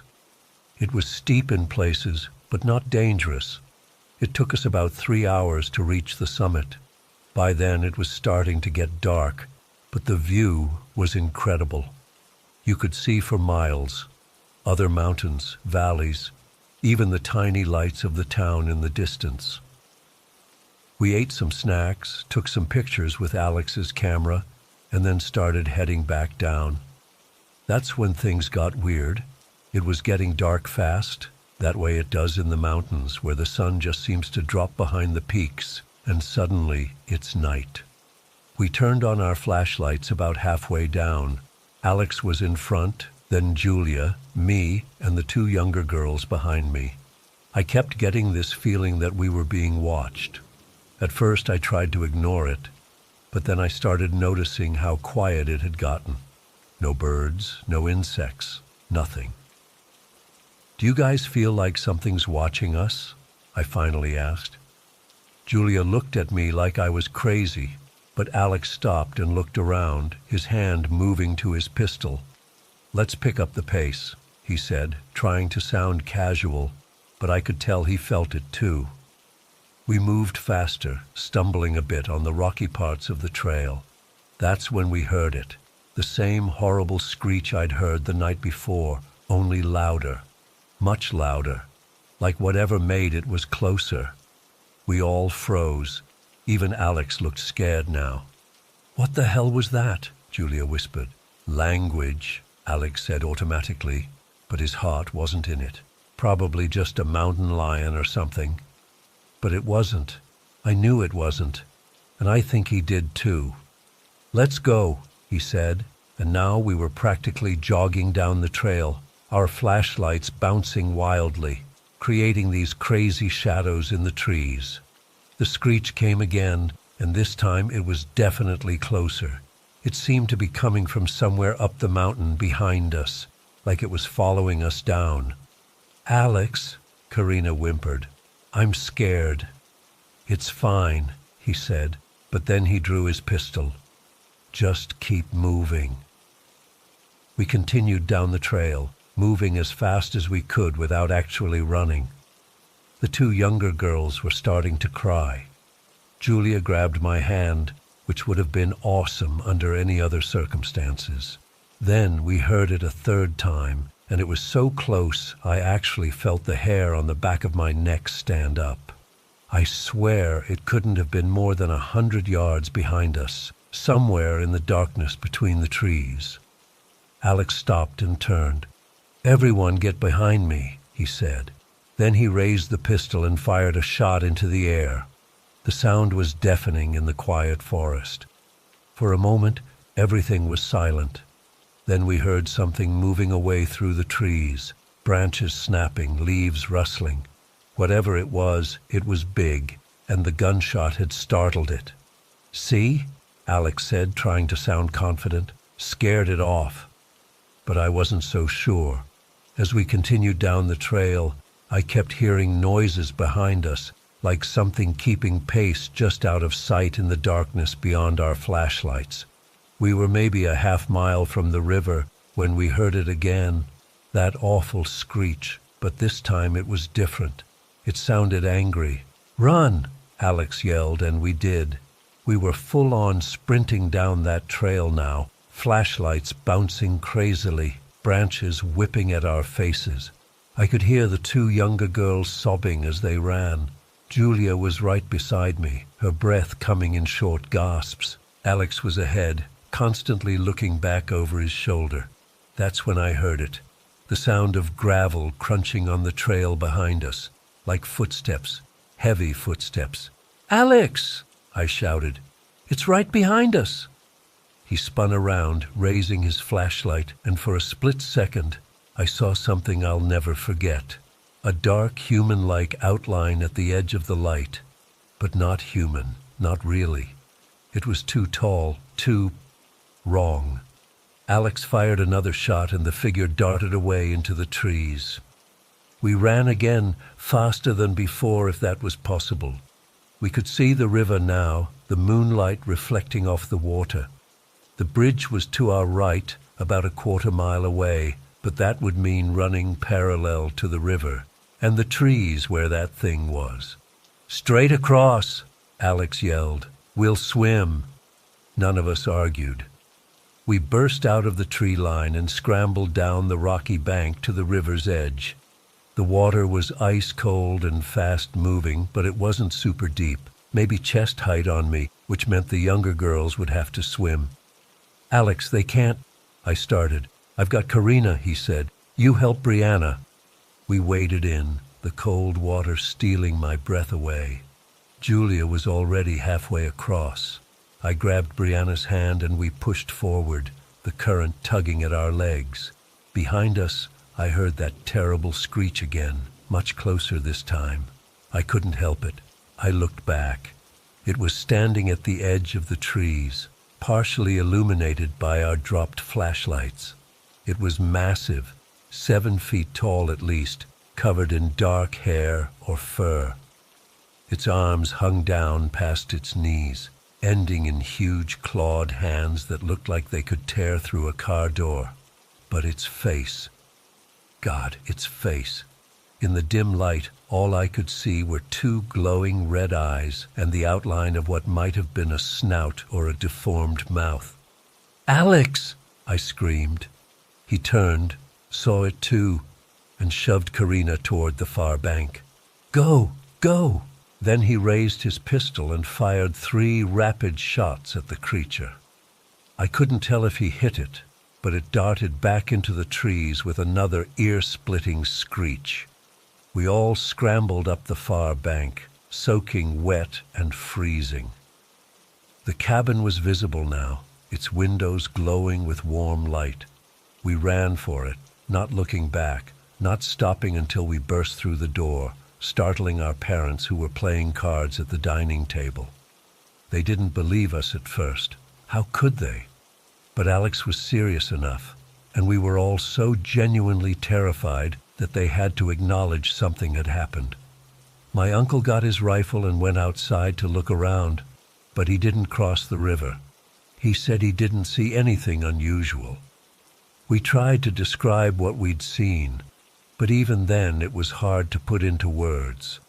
My aunt suggested it might have been a bear, but Alex insisted it had been standing on two legs the entire time, and no bear has glowing red eyes or makes sounds like that. My uncle said he'd lived in Idaho his whole life and never heard of anything like what we described. We left the next day. My aunt and uncle stayed. They said they'd never had any problems before and figured we'd just scared ourselves. Maybe they were right. Maybe it was all in our heads, some kind of shared hysteria or something. But I know what I saw. I know what I heard.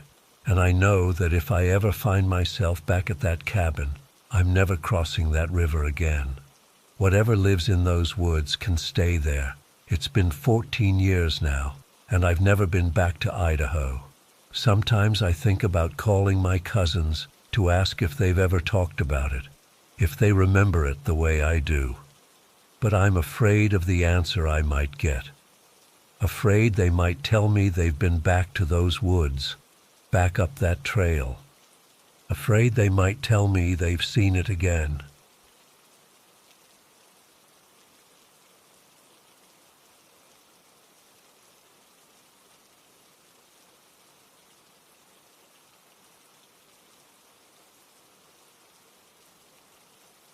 I've been living on my family's property just outside Gallup, New Mexico my whole life. It's not much, just a single-story house with some land, a few dogs, and a hen house my grandfather built before I was born. We've always kept to ourselves out here, and until last month, I never thought twice about being alone outside after dark. It was a Thursday night in October. The weather had just started to cool down, and I was relaxing in the living room with my Uncle Benny and my two cousins, Mark and Tyler. My grandmother was in her bedroom, probably saying her nightly prayers. We were just watching some basketball game, nothing special. Around 10:30 p.m., the dogs started going crazy outside. Not their normal barking at a passing car or coyote in the distance. This was different, more urgent, more scared. "Damn, what's got them so worked up?" Mark asked, muting the TV. I got up and looked out the window. Our three dogs, a German Shepherd mix named Buddy, and two mutts we'd had for years, were all facing the back of the property, barking their heads off toward the tree line and the hen house. "Probably coyotes again," Uncle Benny said, getting up from his recliner with a grunt. "Better check on the chickens." Uncle Benny grabbed his flashlight from the kitchen drawer. I followed him, and Mark and Tyler came too. We all slipped on our boots by the back door and stepped outside into the cold night air. The dogs rushed up to us, still barking and whining, moving back and forth between us and whatever they'd spotted. "What is it, boys?" I asked, patting Buddy's head. He just kept barking toward the trees. Uncle Benny shined his flashlight toward the hen house about 50 yards from the back of our property. The beam cut through the darkness but didn't reveal anything unusual. The hen house looked intact from where we stood. "Let's go check it out," Uncle Benny said. "Bring some rocks, just in case." We each grabbed a couple of good-sized rocks from the pile we keep near the back porch for exactly this purpose. Coyotes are a constant problem out here, and sometimes throwing rocks is enough to scare them off without having to get the rifle. As we approached the hen house, the dogs stayed close to us, still agitated. Buddy's hackles were raised, and he kept growling at the tree line beyond the hen house. "Do you see anything?" I asked, scanning the area. "Not yet." Uncle Benny swept his flashlight across the trees. Then I saw it, a movement between two juniper trees about 20 yards behind the hen house. Just a quick flash of something. I couldn't make out what it was, just that something had definitely moved there. There, I pointed, between those two trees. Uncle Benny aimed his light where I pointed, but whatever it was had already moved. I don't see anything, Tyler said, squinting into the darkness. I swear I saw something moving, I insisted. We stood watching for another minute or two, but nothing moved again. The chickens inside the hen house were quiet, which was a good sign. They usually make noise when predators are nearby. Let's just check the hen house, Uncle Benny suggested. We approached cautiously. I shined my phone's flashlight through the chicken wire. All the birds seemed to be roosting normally. The gate was securely latched and everything looked fine. Must have scared it off, Mark said. Whatever it was. Uncle Benny nodded. Let's throw some rocks toward the trees anyway, just to be sure. We each threw our rocks toward the area where I'd seen the movement. They landed with dull thuds in the dirt and brush. Nothing responded or ran off. All right, let's head back, Uncle Benny said after a minute. Dogs still seem worked up, though. As we walked back to the house, the dogs kept looking back, whining. They clearly weren't satisfied that the threat was gone. When we got to the back door, my grandmother was standing there, wrapped in her robe. "What's all the commotion?" she asked in her soft voice. "Dogs were barking," Uncle Benny explained. "Thought it might be coyotes going after the chickens, but we didn't see anything." She nodded but looked concerned. "Come inside now, all of you." There was something about her tone that made the hair on the back of my neck stand up. We all filed back inside, and the dogs reluctantly followed, still glancing back toward the trees. We settled back in front of the TV, but the dogs wouldn't relax. They paced by the back door, occasionally letting out low growls. I tried to focus on the game, but my mind kept going back to that movement I'd seen. It hadn't looked like a coyote. It had been taller, more vertical. About 20 minutes later, we heard it.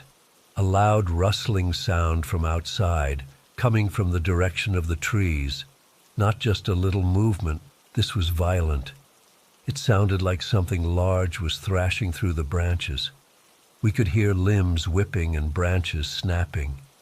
All four of us froze and looked at each other. The dogs went ballistic, barking and scratching at the door. "What the hell is that?" Tyler whispered. Uncle Benny was already on his feet. "Let's go." This time he grabbed his rifle from the gun cabinet. Mark and I grabbed our own flashlights, and we hurried back outside, leaving Tyler to stay with our grandmother. The sound had stopped by the time we got out the door, but the dogs were going crazy, pulling toward the trees. Uncle Benny held his rifle ready as we moved across the yard. "Hello?" he called out. "Anyone out there?" No response. We reached the hen house again and checked it. Still secure, chickens still quiet inside. But the dogs wouldn't go near the tree line. Buddy, who isn't afraid of anything, was backing away, growling. "I don't like this," Mark muttered. Uncle Benny swept his flashlight across the trees. "Probably just a deer or something." But it hadn't sounded like a deer.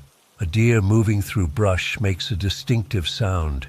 This had been different, more deliberate, almost angry. We searched around for a few minutes but found nothing. No broken branches on the ground, no footprints, nothing. It was like whatever had made that noise had vanished.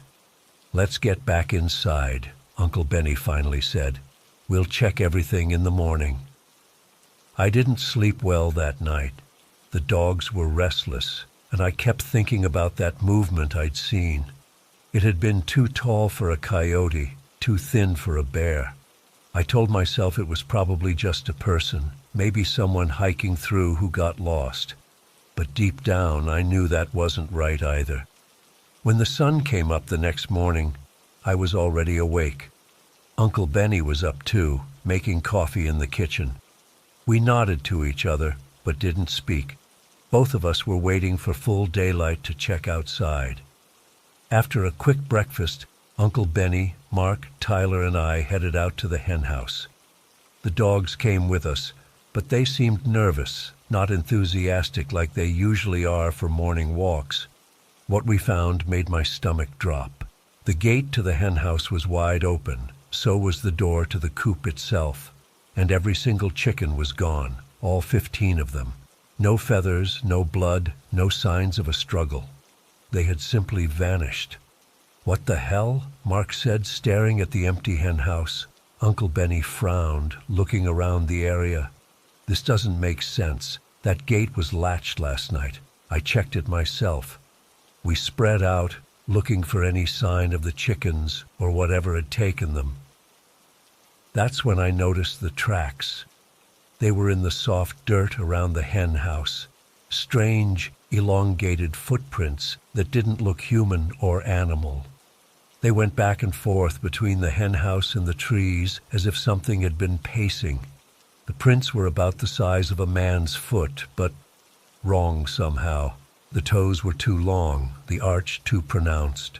"Uncle Benny, look at this," I called out, pointing at the tracks. He came over and crouched down, studying them with a deep frown. "What the hell made these?" "They look like—" Mark started, then stopped. "Like what?" I asked. He shook his head. "Nothing, just weird tracks." Inside the henhouse itself, we found only chicken tracks. No sign of whatever had made those footprints outside. No blood, no struggle. It was as if the chickens had simply walked out. As we stood there trying to make sense of it all, my grandmother appeared at the back door of the house.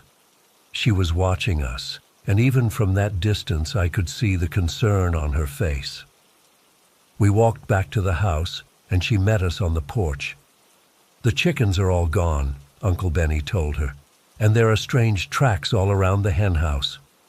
She nodded slowly, as if she'd been expecting this news. "It was a skinwalker," she said quietly. The word hung in the air between us.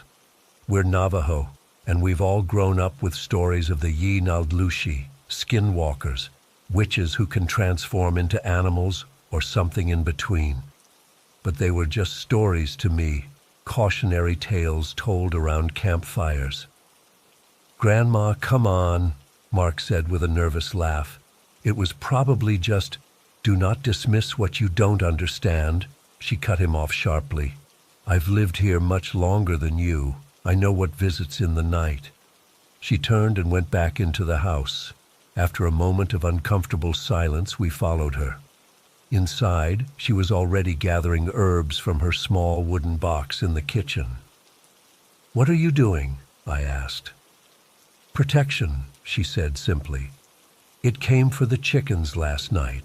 We must make sure it doesn't come back for more." She crushed some herbs between her fingers and began to pray quietly in Navajo.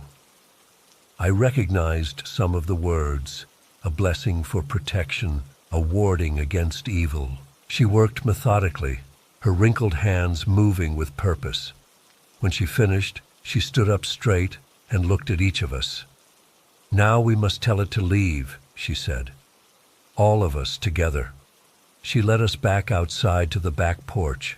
The dogs stayed inside this time, watching nervously through the screen door. My grandmother faced the tree line and the empty henhouse beyond. She spoke clearly in Navajo, her voice stronger than I'd heard it in years. When she finished, she looked at us expectantly. "Now you," she instructed, "say it in Navajo. Go away. Go bother someone else." We repeated the phrase together, our voices joining hers. Go away. Go bother someone else. The words seemed to hang in the air. For a moment, I could have sworn I felt something listening from the trees, a presence, aware and calculating. My grandmother nodded, satisfied. "Good. Now we wait." We reinforced the henhouse that day, adding new locks to the gate and door. Uncle Benny set up a trail camera facing the tree line. But the strangest thing was how quickly those weird footprints disappeared. By noon, they had somehow faded from the dirt, even though there had been no wind or rain to erase them. That night, we all stayed up late, taking turns watching out the window. Nothing happened. The dogs remained calm, the night quiet. The next morning, Uncle Benny checked the trail camera. Nothing had triggered it. We've bought new chickens since then, and they seem fine in the hen house. But I still can't shake what happened. Those tracks weren't made by any animal I know. And the way the chickens vanished without a trace, no blood, no feathers, nothing, doesn't make sense. Why would something that could open latches and gates so carefully then make such a racket in the trees? Was it trying to scare us? Playing with us? I find myself watching the tree line at dusk now, looking for movement. Sometimes I think I see something. A shadow that's too tall, too thin, but when I look directly at it, there's nothing there. My grandmother has put protection symbols around our property. She says the skinwalker won't come back, that we've sent it away. I want to believe her.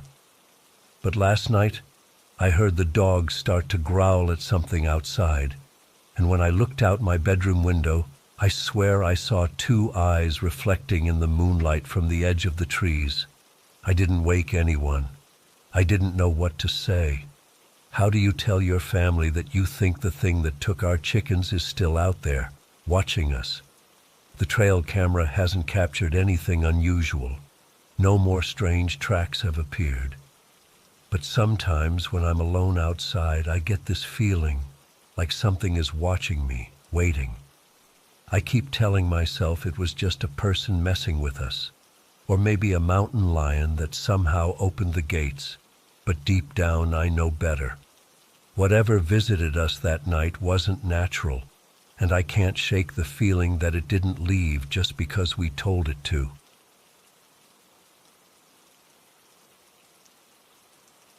I've been sitting on this for too long. I need to get it off my chest, even if no one believes me. I've read other accounts here, and some of you might understand what we experienced that night 8 years ago when I was 16. It was supposed to be a fun camping weekend with my 3 best friends, Leah, Kathy, and Jennifer.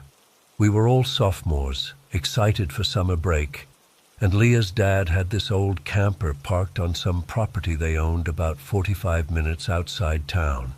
Nothing fancy, just a basic trailer with a little kitchen, bathroom, and enough beds for the 4 of us. Leah's dad drove us out there on a Friday afternoon in June. It was hot as hell that day, and we were all sweaty by the time we arrived. The camper sat in this small clearing surrounded by pine trees. There wasn't much around, no neighbors, no facilities, just woods and a dirt path leading back to the main road. "You girls have your phones charged?" Leah's dad asked as he helped us unload our stuff. "Reception's spotty out here, but if you need anything, you can usually get a signal at the top of that little hill." He pointed to a rise about 100 yards from the camper. We nodded, barely listening. We were just excited to be away from parents for the weekend. After showing us where everything was, the generator, the water pump, the propane stove, he finally left, his truck kicking up dust as he drove away. For the first hour or so, everything was normal. We unloaded our snacks, fought over who would sleep where, and cranked up our portable speaker. Kathy had made these amazing cupcakes with rainbow frosting that we were saving for after dinner. Jennifer was telling us about some guy she'd been texting, and Leah was rolling her eyes at everything, being her usual sarcastic self. Around 6 p.m., while we were setting up the folding chairs outside, I heard it for the first time. This weird, I don't know how to describe it, like a humming sound, but not mechanical. It was almost like someone was humming a monotone note, but it kept changing pitch slightly, going up and down in this pattern that made no sense. It was coming from the trees behind the camper. "Did you guys hear that?" I asked. Kathy looked up from her phone. "Hear what?" "That noise, like someone humming." Jennifer frowned. "I didn't hear anything." But Leah, and this is what first struck me as weird, Leah didn't even ask what I was talking about. She just stared at me for a second with this blank expression, then went back to setting up her chair. "Probably just a bird or something," she said, not looking up. But I knew it wasn't a bird. I'd never heard any bird make a sound like that. The humming stopped after a minute, and I tried to forget about it. We grilled some hot dogs on the little portable grill we'd brought and ate them sitting in our folding chairs as the sun started to go down. Everything felt normal again, and I convinced myself I was just being jumpy because we were in an unfamiliar place. Around sunset, Jennifer got up to use the bathroom inside the camper. A few minutes later, I realized she'd been gone a while, so I went to check on her. As I approached the camper door, it swung open, and Jennifer stepped out. She froze when she saw me, but she wasn't looking at me. She was looking past me, over my shoulder, and her face, God, her face was just pure terror. Her mouth hung open, her eyes were wide, and she was trembling.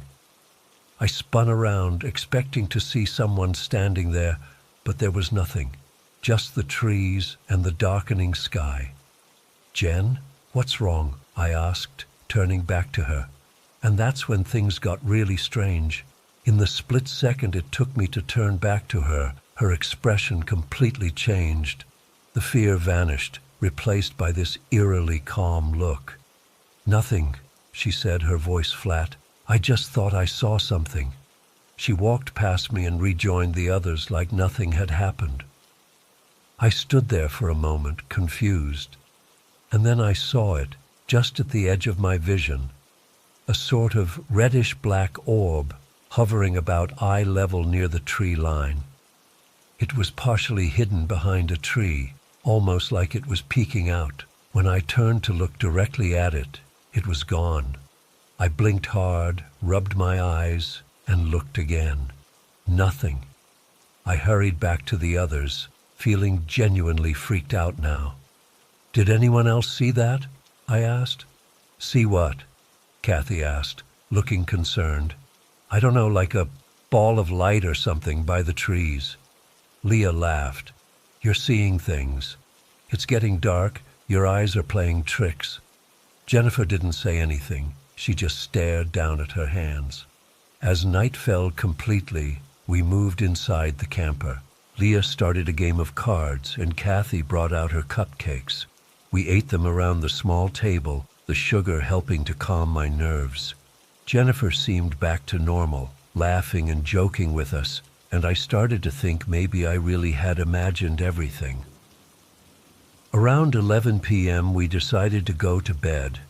The camper had 2 small bedrooms, one with a queen bed that Leah and I took, and one with 2 twin beds for Kathy and Jennifer. We brushed our teeth, washed our faces using the tiny sink, and said goodnight. I fell asleep pretty quickly, exhausted from the day and the weird stress of what I'd seen, or thought I'd seen, but I didn't stay asleep. I woke up suddenly in the middle of the night. The digital clock on the small shelf next to the bed read 3:14 a.m. At first I wasn't sure what had woken me, but then I heard it. Noises coming from the kitchen area. Slight movements, like someone opening drawers or cabinets very slowly, trying not to make noise. My first thought was that one of the girls had gotten up for a midnight snack, but something felt wrong. The movements were too deliberate, too careful. I nudged Leah awake. "There's someone in the kitchen," I whispered. She sat up immediately, fully alert, which struck me as odd. Most people are groggy when woken suddenly, but Leah seemed instantly awake. "Let's check," she whispered back. We got up and crept toward the bedroom door. Just as we reached it, Kathy appeared in the hallway, looking scared. "Jennifer's not in bed," she whispered. I woke up and she was gone. The three of us moved silently toward the kitchen area. The camper was dark except for a bit of moonlight coming through the small windows. As we rounded the corner, I felt my blood turn to ice. Jennifer was sitting at the kitchen table, perfectly still, staring straight ahead. Her eyes were wide open, unblinking, fixed on the wall. Her hands were flat on the table, palms down, and she was making that humming noise, the exact same sound I'd heard in the woods earlier. But that wasn't the worst part. Standing behind her, partially hidden in the shadows of the kitchen, was something. A figure darker than the darkness around it. It was tall, reaching almost to the ceiling of the camper, and impossibly thin. I couldn't make out any features. It was like a silhouette with no source of light to cast it. Just a black person-shaped void. It was bent slightly, its head, or what I assumed was its head, near Jennifer's ear, as if it was whispering to her. Jennifer just sat there, humming that terrible monotone sound, her eyes fixed and unblinking. None of us moved, none of us breathed. I wanted to scream, to run, to do something, but I was frozen in absolute terror. Then, slowly, the figure began to turn toward us. It didn't move like a person. It was too fluid, too smooth. As it turned, I felt this overwhelming sense of dread wash over me, like my soul was trying to escape my body. I've never felt fear like that before or since. Just as it fully faced us, still featureless, still just a void in the shape of a person, Leah gasped. The sound seemed to break whatever spell we were under. The figure moved suddenly, inhumanly fast, across the kitchen and through the small window above the sink. I don't mean it broke the window or opened it. It went through it like the glass wasn't even there. The moment it disappeared, Jennifer's head dropped to the table with a thud. The humming stopped. "Jennifer!" Kathy screamed, rushing to her. We surrounded her, shaking her, calling her name. She was breathing but completely unresponsive. Her eyes were closed now, and nothing we did would wake her up. We were terrified. The nearest hospital was over an hour away, and we had no car. Leah tried to call her dad, but like he'd warned us, there was no reception in the camper. "The hill," I said, remembering what Leah's dad had told us. "We might get reception on that hill," he mentioned. "I'm not going out there," Kathy said, tears streaming down her face. "Not with that thing out there." "We have to," Leah said firmly. "Jennifer needs help." We argued for a few minutes, all of us scared out of our minds. Finally, we decided Leah and I would go to the hill together, while Kathy stayed with Jennifer. We grabbed the only flashlight we had and stepped outside. The night air was cool and still.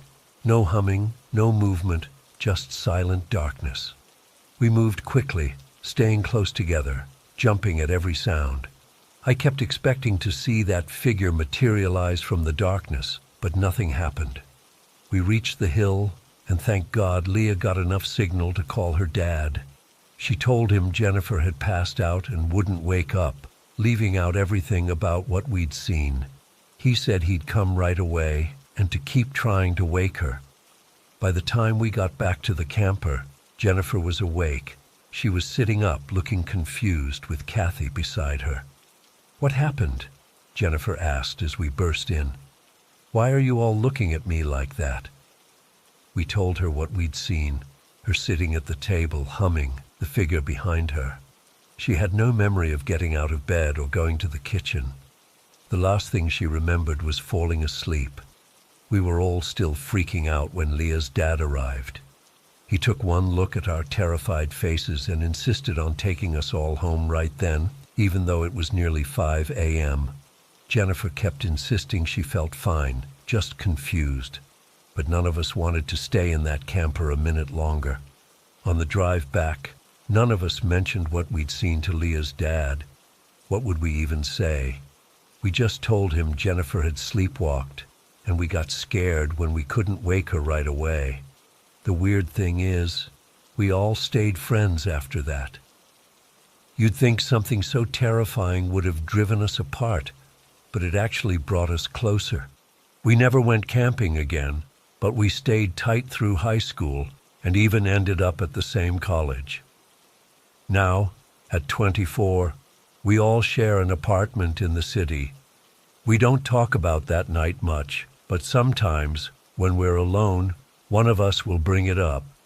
We still don't have explanations for what happened. The strangest part came about a year after the incident. We were having a sleepover at Kathy's house, and the subject of the camper somehow came up. Jennifer got really quiet, then admitted something she'd never told us before. "I remember seeing something that day," she said, "when I went to the bathroom before dinner. I looked out the small window and saw this shape. It wasn't a person, but it wasn't an animal either.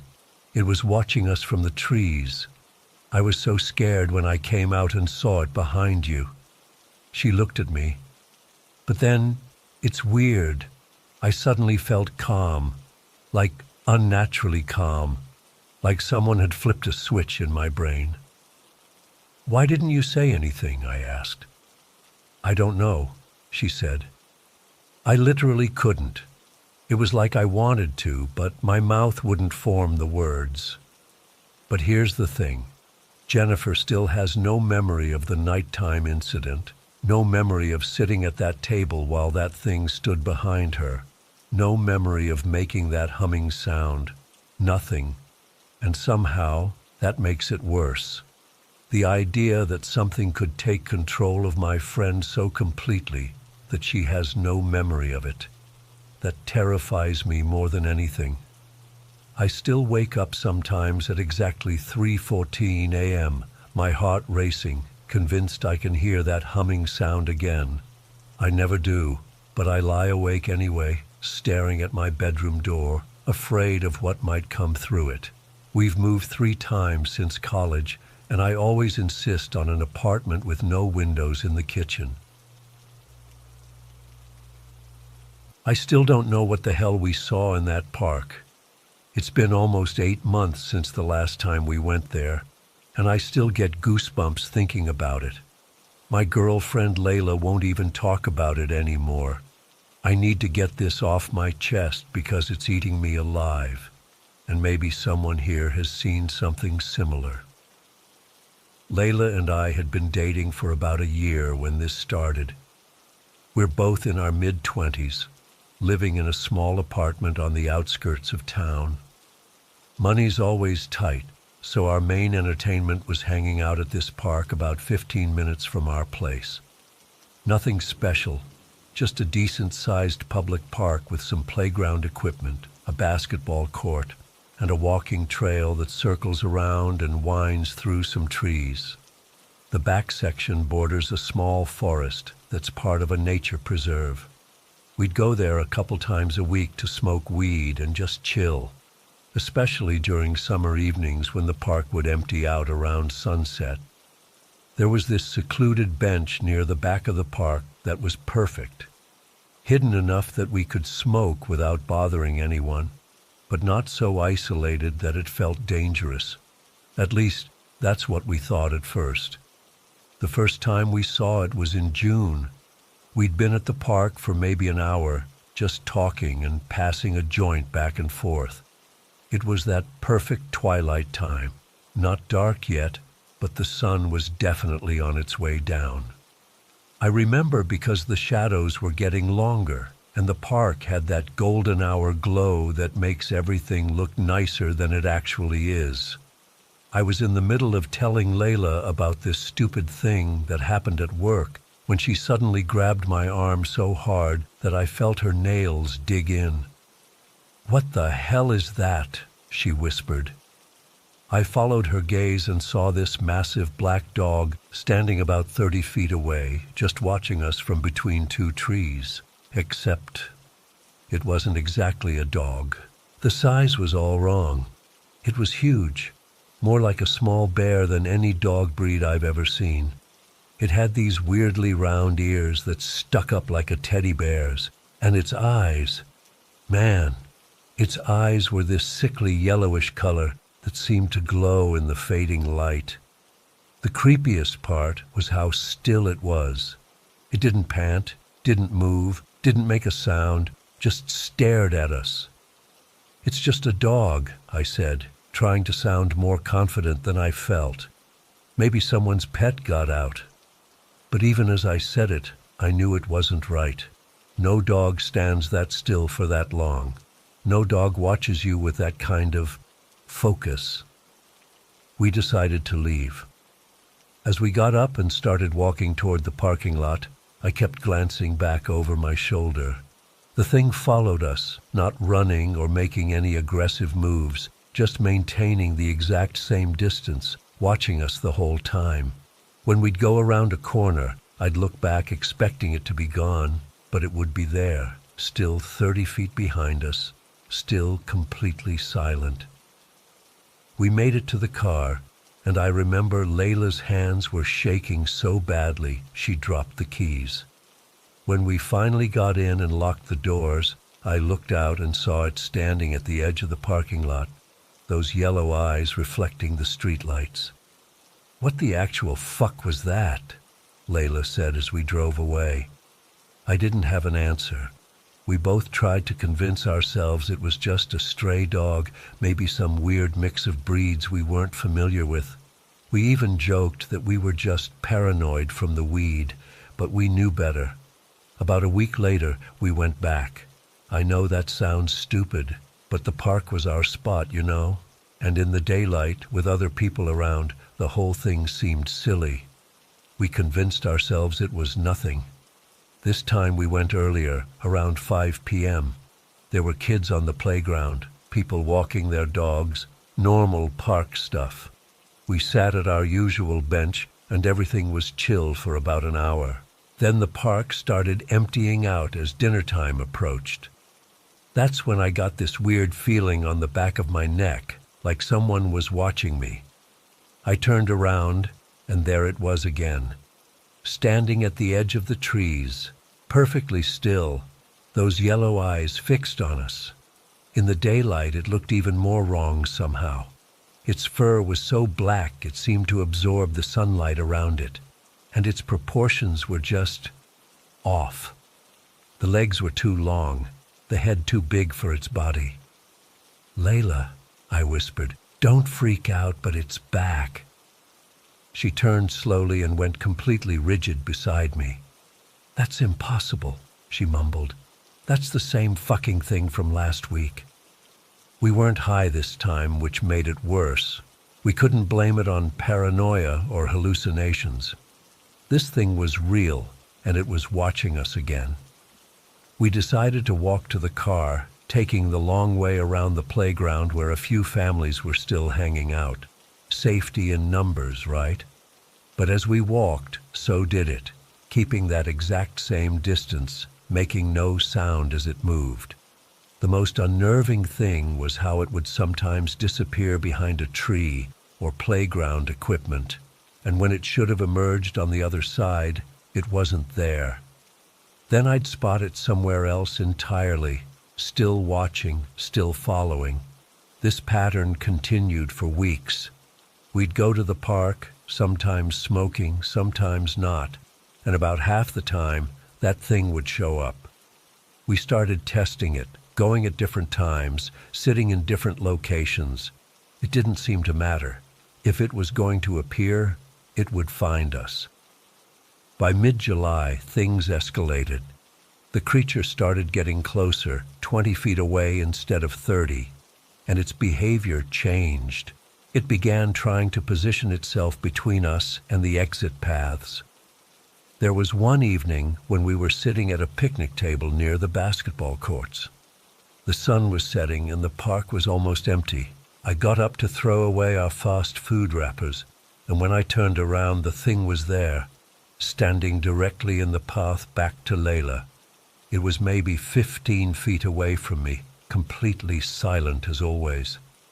I froze. This was the closest I'd been to it, and I could see more details now. Its face wasn't quite right for a dog. The snout was too short, and there was something about its mouth that looked wrong, like it had too many teeth crammed in there. But the worst part was realizing that in all the times we'd seen this thing, I'd never once seen it blink. I slowly backed away, circling wide around it to get back to Layla. It turned its head to follow my movement, but didn't otherwise move. "We need to go. Now," I told her. As we hurried toward the parking lot, it followed more aggressively than before, keeping pace with us instead of maintaining distance. We had to cut across the grass and jog the last 100 yards to the car. By August, we were seriously debating whether to find a new park, but for some stupid reason, curiosity, stubbornness, I don't know, we kept going back. We just started taking precautions, only going during daylight hours, staying in the more populated areas, always keeping our keys in hand. The worst incident happened in late August. We'd gone to the park around 6 p.m. It was still plenty light out, and there were a fair number of people around. We decided to walk the trail that day, thinking movement might be safer than sitting still. The trail takes you through the main park area, then loops around to the back section that borders the forest. We'd made it about halfway around when the hair on my arms stood up. I didn't even need to look. I could feel it was there.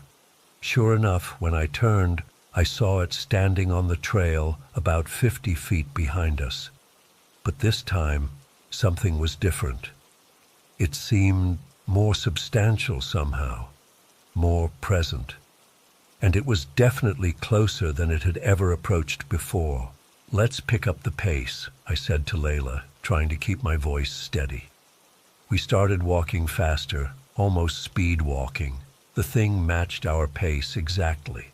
When we reached the section of trail that runs along the edge of the forest, we were practically jogging. I made the mistake of looking back again, and it was gaining on us, moving with this unnatural, fluid motion that didn't look like any animal I've ever seen. The trail ahead had a sharp bend that would take us out of sight momentarily, and something told me we shouldn't let this thing follow us around that corner. I grabbed Layla's hand. "We need to cut through here," I said, pointing to a maintenance path that led back toward the center of the park. The path was blocked by a chain-link fence about 4 feet high with a no trespassing sign. But at that moment, trespassing seemed like the least of our worries. We ran to the fence, and I boosted Layla over first, then scrambled over myself. When I looked back, the thing was right at the fence, those yellow eyes level with mine. It made no attempt to jump or climb over. It just stood there, staring, its mouth slightly open now. I swear I could see rows of teeth going further back than should be possible. We didn't stop running until we reached the playground where a few families were still hanging out. We sat on a bench, trying to catch our breath and act normal. After about 20 minutes, we cautiously made our way to the parking lot, constantly checking behind us. We didn't see it again that day. The final straw came in early September. We'd been extra careful, only going to the park during busy times and staying in well-populated areas. We hadn't seen the thing for almost 2 weeks, and we stupidly started to think maybe it was gone for good. It was a Saturday afternoon, and the park was busier than usual with a community sports event happening on the main field. We decided to risk going to our old secluded bench, figuring with so many people around we'd be safe. We sat there for about an hour, and everything seemed fine. Then the sports event ended, and people started clearing out.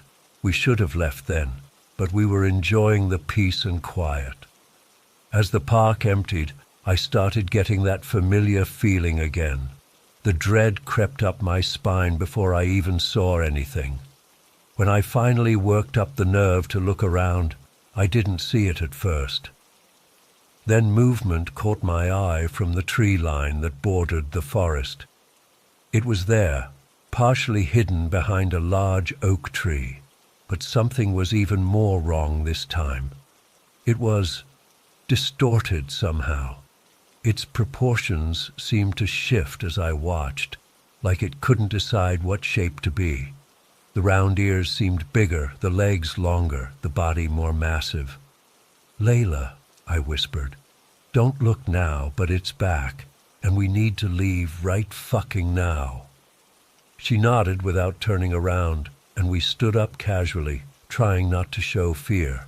We started walking normally toward the main path, but I kept glancing back.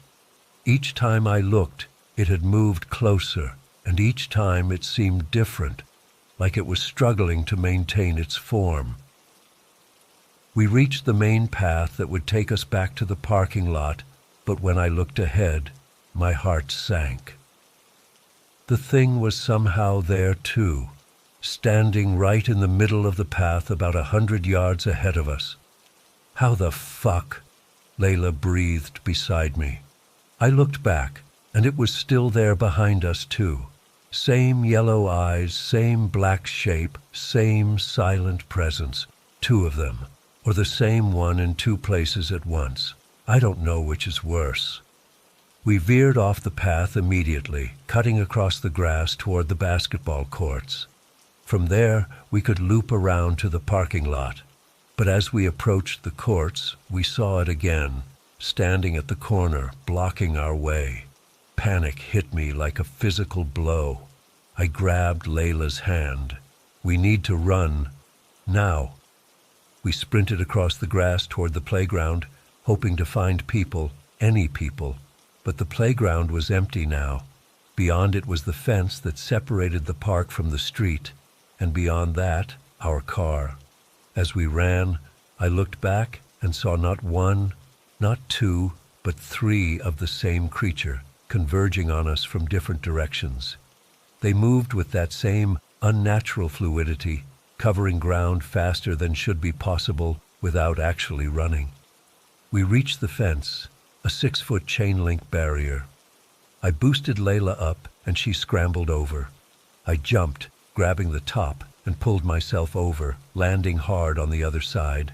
My ankle twisted, sending a shot of pain up my leg, but adrenaline kept me moving. We ran across the street to our car, and I fumbled with the keys, hands shaking so badly I could barely hit the unlock button. As we tumbled inside and locked the doors, I looked back at the park. They were lined up at the fence, 3 identical black shapes with yellow eyes. They didn't try to climb over, they just watched us.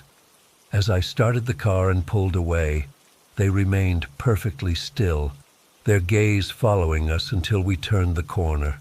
We haven't been back to that park since. We've tried other parks in the area, always staying in crowded areas, always leaving before dusk. So far, we haven't seen anything like that creature again. But sometimes, when I'm driving home late at night, I'll catch a glimpse of something dark moving at the edge of my headlights.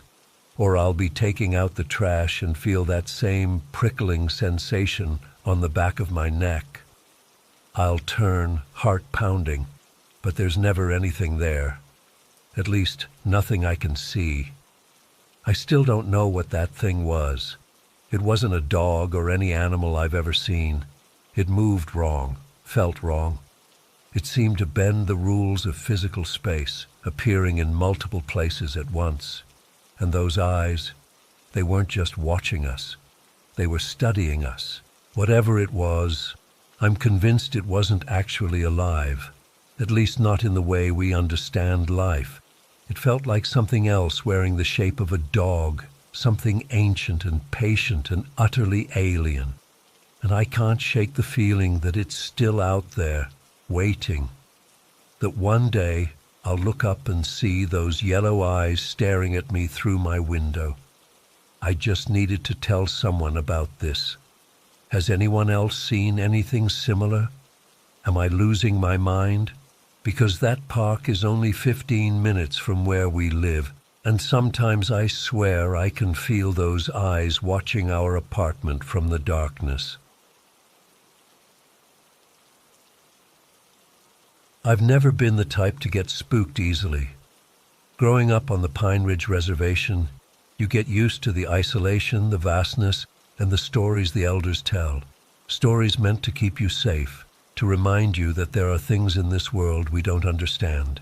I used to think they were just that, stories, until last summer when I experienced something I still can't explain. I've always loved taking walks at night. There's something about the silence, the way the reservation transforms under the moonlight.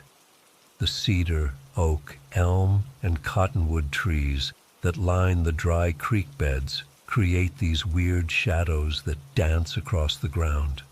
The air smells different at night, cleaner, cooler, like it carries secrets from miles away. My parents never minded my night walks. They knew I needed space to think, to process. Being 17 on a reservation isn't easy. There's not much to do, nowhere to go. Those walks were my escape. Last July, I went out for one of my usual walks around 9 p.m. It was hot that day, but the temperature had finally dropped enough to be comfortable. I followed my regular route down past the community center, then cut through the field behind Old Man Wilson's place and into the stretch of woods that runs alongside Eagle Creek, though it's been dry for years now. I remember feeling particularly restless that night. School was out for summer, and I'd spent the day helping my uncle fix his truck. My mind was racing with thoughts about college applications, about whether I'd actually leave the reservation next year. I walked for maybe an hour, going deeper into the wooded area than I normally would. When I got home around 10:30, something felt off right away. All the dogs in the neighborhood were going crazy, barking, howling. Not just one or two, but all of them, like a wave of agitation spreading from house to house. Our own dog, Rusty, was pacing the yard, his hackles raised, refusing to come when I called him. My dad was sitting on the porch in the dark. No lights, no phone, just sitting there staring out into the night. He didn't acknowledge me at first, and I almost thought he was asleep with his eyes open. "Dad?" I said, climbing the porch steps. He turned slowly, like he was coming out of a trance. "You're back. Good." That was it. He stood up, patted my shoulder, and went inside. I followed, confused by his behavior. My mom was already asleep, and the house was quiet except for the muffled sound of the dogs still barking outside. The next day passed normally. I helped my dad with some repairs on the roof, ate dinner with my parents, then got ready for another walk. It was around the same time, just after sunset, when the sky turns that deep, impossible blue before going black. I was lacing up my shoes by the door when my dad appeared in the hallway. "Not tonight," he said. His voice was firm in a way that surprised me. "Why not?" "I'm just going for a walk." He motioned for me to follow him to the porch. We sat in the two weathered chairs that have been there since before I was born. The night was settling in around us, the crickets starting their evening chorus. "I need to tell you something," he said, staring straight ahead. "Something that happened to me when I was about your age."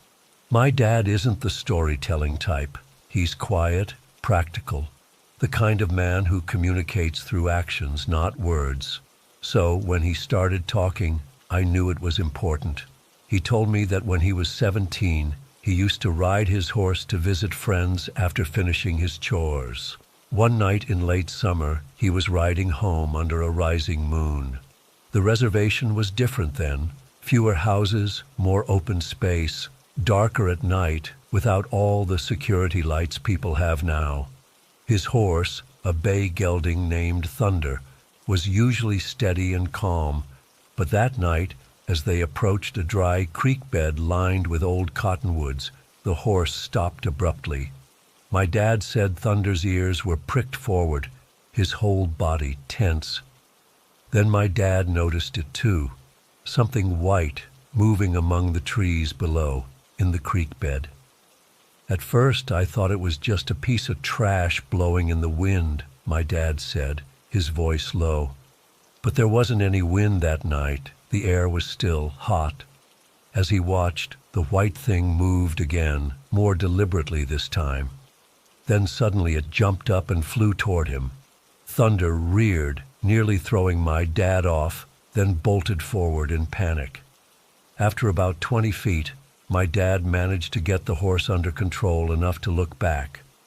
Rising from the creek bed was a massive white owl, but not just any owl. This one had a wingspan as long as his horse and a body that must have been 3 feet long. My dad said he'd never seen anything like it before or since. The owl flew directly over them, so close that my dad could feel the air from its wings. Then it disappeared, flying toward the moon until he couldn't see it anymore. Thunder was still skittish, but my dad convinced him to keep going. They made it to the top of a hill where you could see our family's house in the distance. That's when the horse spooked again, this time at something on a haystack in the alfalfa field that belonged to our family. Thunder bolted again, heading straight for home. When they reached the yard, my dad barely had time to dismount before the horse raced behind the house to where the other horses were kept. My dad went inside and told his mother, my grandmother, what had happened. As he was explaining, the dogs started barking, all of them, just like they had been the night before when I came home. My grandfather grabbed his rifle and went outside to investigate. He walked to the haystack where my dad had seen something unusual. What my grandfather found there changes according to who's telling the story. But the way my dad told it to me that night, my grandfather saw a creature standing by the haystack. It was man-like, but hairy, standing about 7 feet tall. My grandfather raised his rifle but didn't fire. He just watched as the creature slowly turned and walked away, moving at first like a man, then dropping to all fours and moving with incredible speed. When my dad finished his story, we sat in silence for a while. The night had grown fully dark around us. The white owl was a messenger, he finally said, a warning about what was coming. My father told me that night that when you see an owl like that, it means something is going to happen, something important. I didn't know what to say. I'd heard stories about skinwalkers my whole life, creatures that could transform between human and animal forms, that brought bad luck or death. But I'd always thought of them as just stories, legends created to explain the unexplainable. Did anything happen after that night? I asked. My dad nodded slowly. 3 days later, we got a call that my aunt, my mother's sister, had fallen ill suddenly. She died a week later. The weight of his words hung in the air between us. He wasn't telling me this story to scare me, I realized. He was warning me. The dogs last night, I said, understanding dawning. You think it means something's here? I don't know, he admitted. But when every dog for a mile starts barking at once, something's not right. I didn't go for a walk that night, or the next. For a week, I stayed close to home after dark, watching my dad check the property boundaries every evening before sunset, noticing how my mom placed cedar bundles near the windows and doors. On the 8th day after my dad told me his story, we got a call. My mom's brother had been in a car accident on Highway 18. He survived, but barely, spending 3 weeks in the ICU in Rapid City. I can't prove the two things are connected. Maybe they're not. Maybe it's just coincidence that the dogs went crazy, that my dad felt compelled to share his experience with me, and then something terrible happened to our family. But since that night, I've noticed white owls. Not the massive, impossible creature my dad described, but regular barn owls that seem to appear at significant moments. When my cousin announced she was pregnant. When my grandfather went into the hospital for heart surgery. when I received my acceptance letter to South Dakota State. I still take walks at night sometimes, but I'm more cautious now. I pay attention to the dogs, to the feeling in the air, to the shadows that move differently than they should. I listen for wings. Last week, I was sitting on our porch around midnight, unable to sleep because of the heat. In the distance, I heard an owl call, that distinctive, eerie sound cutting through the darkness. I felt a chill despite the warm night. The next morning, my mom got a call that her cousin had passed away unexpectedly in her sleep. Now, when the sun sets on Pine Ridge, I watch the skies. I'm not afraid exactly, just aware. The elders always said that white owls on the reservation are messengers, harbingers of significant events that will affect your family. Not always death, but always something that changes you. I don't know if what's out there is a skinwalker or just an owl doing what owls do. I don't know if my dad really saw a 7-foot creature by the haystack or if it was shadows and imagination. But I do know that some things can't be explained away, no matter how hard you try. The dogs haven't gone crazy like that again, at least not all at once. But sometimes, when I'm about to fall asleep, I hear a single bark outside my window, alert, alarmed, and I find myself holding my breath, listening for wings in the darkness.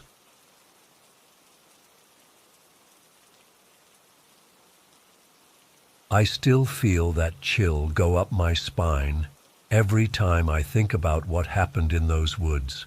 I've spent most of my life trying to forget it, but there are some things you just can't shake no matter how hard you try. I grew up in a small town in central Idaho, one of those places you've never heard of, with more trees than people.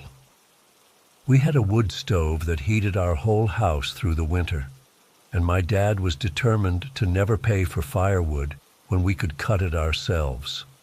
So every fall, after school and on weekends, my dad would take me and my 2 younger brothers up into the mountains to cut and collect wood for the coming winter.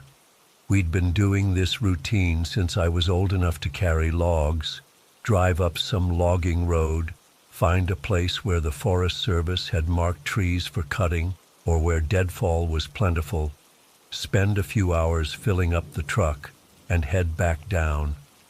It was hard work, but I kind of enjoyed it. There was something satisfying about the rhythm of splitting wood, the smell of fresh pine, and knowing we were taking care of ourselves. This particular day started like any other wood-gathering trip. It was late October, and winter was coming faster than usual. My dad picked us up early from school. Me, my brother Jake, who was 14, and our youngest brother Mikey, who was 11. I was 16 and had been operating the chainsaw for about a year by then.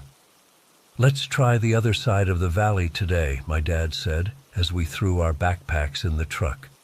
"Heard from Bill down at the hardware store there's a new logging road that goes up pretty far. Might find some good deadfall up there." This wasn't our usual spot. We typically went to Thompson Ridge or up past Miller Creek, places we knew well. But my dad was always looking for better wood, and we had permits for the whole county, so why not? The drive took about an hour, winding through dirt roads until we found the turnoff for the new logging path. It was rougher than our usual roads, less traveled, with branches scraping against the sides of our old Ford F-150. The truck lurched and bounced as we made our way higher up the mountain. I remember the forest changing as we climbed. The trees got denser, taller, older, less sunlight breaking through. The usual ponderosa pines gave way to thick firs and spruce. Everything just felt different, older somehow. About halfway up, I started feeling strange. Not sick exactly, just uncomfortable. Like when you walk into a room where people were just arguing and now they're silent. That tension in the air. I figured it was just being in an unfamiliar place, so I didn't say anything. We were probably 5 miles up this narrow dirt road when Mikey spoke up from the back seat. "Dad, I don't think we're supposed to be here." My dad glanced in the rearview mirror. "What do you mean, Bud?" "I don't know. It feels like the mountain doesn't want us here." I felt a chill when he said that, because it was exactly what I'd been thinking. This wasn't just unfamiliar territory. It felt unwelcoming, like the forest knew we were there and was watching us. My dad laughed it off. "Mountains don't have feelings, Mikey. We've got our permits. We're allowed to be here." But I noticed his knuckles were white on the steering wheel, and he kept glancing into the trees as we drove. Dad wasn't one to spook easily, but something had him on edge too. We finally reached a small clearing about 7 miles up. Dad parked the truck, and we all climbed out. The air was colder up there, but dead still. No bird sounds, no squirrels chattering, just silence. Even the wind seemed to have died. "All right, boys, let's get to work," Dad said, pulling the chainsaw from the truck bed. "Plenty of deadfall around here. Should make for easy pickings." He was right about the deadfall. There were more fallen trees than I'd expect. Some looked like they'd been deliberately pulled down, not just fallen naturally, but the wood was good and dry, perfect for burning. As we started working, I couldn't shake that feeling of being unwelcome. It was like a pressure on my chest, making it hard to breathe normally. I kept looking over my shoulder, convinced someone was watching me from the trees. Every time I'd turn, there'd be nothing there, but the feeling never went away. I noticed Jake was doing the same thing, working fast, eyes darting around. Even my dad seemed rushed, not taking his usual time to select the best pieces. Only Mikey seemed somewhat normal, though he stayed closer to Dad than usual. About 2 hours in, the light started changing. It wasn't that late, maybe 4:30 p.m., but the forest was getting dark fast. The trees were so dense that twilight came early up there. Dad checked his watch and frowned. "Let's pack it up and head back," he said. "All ready?" I asked. Normally we wouldn't leave until the truck was completely full and we were only about half done. "Yeah, I don't like the look of the sky. Might snow." I glanced up. There wasn't a cloud in the sky, just the fading light filtering through the trees. But I wasn't about to argue. Something felt very wrong in those woods, and I was ready to leave. We loaded the last few pieces we'd cut and secured everything with ropes. My dad did a final check, which was unusual. He was being extra careful, almost nervous. Then we all piled back into the truck. As the engine started, I felt a momentary relief. We were leaving this place. But that relief was short-lived. The truck's headlights cut through the growing darkness as we started back down the mountain. The logging road was steep with sharp switchbacks, forcing my dad to navigate slowly. Every turn felt like it took us deeper into the forest instead of out of it. We'd gone about 2 miles down when it happened. We were coming around a sharp bend when something big and brown jumped right in front of our truck. Dad slammed on the brakes, and we skidded on the loose gravel. I heard a thud as we hit whatever it was. "Shit!" Dad cursed, which was rare for him. "I think we hit a deer." He turned to us, his face tense in the dim light. "Stay in the truck. I need to check if it's still alive." "I'll come with you," I said, reaching for my door handle. I was trying to be helpful, but honestly, I didn't want him out there alone. Dad hesitated, then nodded.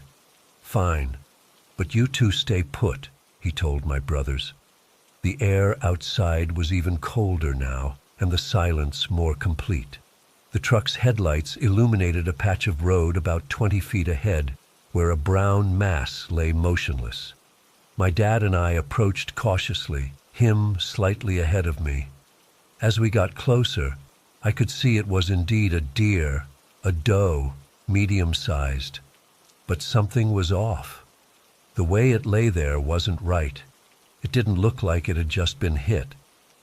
My dad must have noticed too, because he slowed down, approaching more carefully. When we were about 5 feet away, the full horror of what we were looking at hit me all at once. The deer was already dead, had been dead for days. Its body was bloated and decomposing, with patches of fur missing. Maggots crawled in and out of its flesh. The eyes were gone, just empty sockets staring at nothing, and its black tongue hung swollen from its mouth. But the worst part? There was no way we had hit this deer. It hadn't jumped in front of our truck. It had been placed there while we were braking, or thrown. I looked at my dad, about to ask what the hell was going on, when I saw the expression on his face. Pure terror. He was staring past the deer carcass into the trees beside the road. I followed his gaze but couldn't see anything in the darkness. "Get back to the truck," he whispered, so quietly I barely heard him. "Now, don't run. Just walk." The hair on the back of my neck stood up. I turned and started walking back to the truck, every instinct screaming at me to run. I could hear my dad right behind me, his breathing fast and shallow.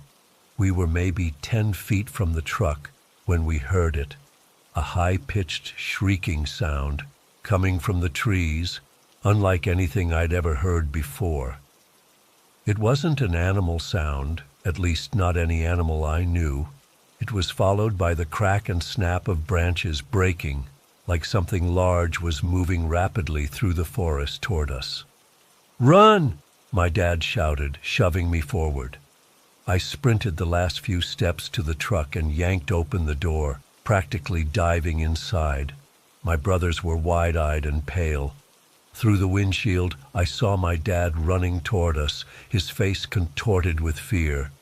As he reached the driver's side door, there was another shriek, closer this time. Dad jumped in, slammed the door, and cranked the engine. He threw the truck into drive and floored it, not even waiting to see if we were all buckled in. The truck lurched forward, bumping over the deer carcass with a sickening thud. In the side mirror, I caught a glimpse of something moving at the edge of the headlight's reach. A dark shape, too big to be a normal animal, but I couldn't make out details. Dad didn't slow down for the switchbacks, taking them so fast that we slid on the gravel and nearly went off the edge more than once. None of us spoke. The only sounds were the roar of the engine and the crunch of gravel under tires. The shrieking followed us down the mountain, sometimes sounding like it was right behind us, other times off to the side. Whatever was making that sound was keeping pace with our truck on a steep, winding road. It wasn't until we hit the desert sagebrush at the bottom of the mountain, leaving the tree line behind, that the shrieking finally stopped. Dad kept driving at full speed for another 10 minutes before finally easing off the gas. The ride home was dead silent. My brothers were huddled together in the back seat. I sat rigid, staring out the window, half expecting to see something running alongside us. Dad's hands never loosened their death grip on the steering wheel. When we finally turned onto our property, almost an hour later, Dad stopped the truck in front of our house and turned to face us all. "Listen to me," he said, his voice steadier than I expected. "That deer was dead long before we got there. Something threw it in front of our truck." "What do you mean, something threw it?" Jake asked, his voice cracking. Dad took a deep breath. "All day I kept seeing, shadows, movement behind trees. I thought it was just animals, but they were too big, too deliberate. Something was watching us, following us. I think it was trying to ambush us." "What was it?" Mikey whispered. "I don't know," Dad admitted, "and I don't want to know. But we're not going back to that mountain. Ever." He wasn't lying. We never went back. We got our firewood from Thompson Ridge for the rest of that winter and all the winters after until I left for college. Dad never talked about what happened again, but I know he told Mom because I overheard them whispering about it that night. About a year later, I heard the Forest Service closed that logging road, reclaimed it, said it was for environmental concerns. I always wondered if someone else had an experience up there. To this day, I don't know what was on that mountain. I don't know if it was a person, an animal, or something else entirely. But I know it was intelligent. It knew we didn't belong there, and it wanted us gone. Or maybe it wanted us dead. Sometimes when I'm out in the woods, I still get that feeling of being watched. And every time, I remember that day, that carcass, and that inhuman shriek chasing us down the mountain. And I leave, immediately, because some places in this world aren't meant for us. And that mountain, something lives there that doesn't want to be found.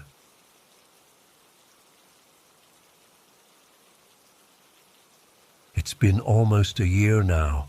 2 days from now will mark exactly 1 year since my niece Bethany was taken. She would have turned 10 the day after Christmas. I've never told the full story before because I know how it sounds. The police think I'm crazy. My sister killed herself 4 months ago because no one believed us. But I need to get this out there because I think it's coming back for me now. I've been hearing noises in my apartment for the past week.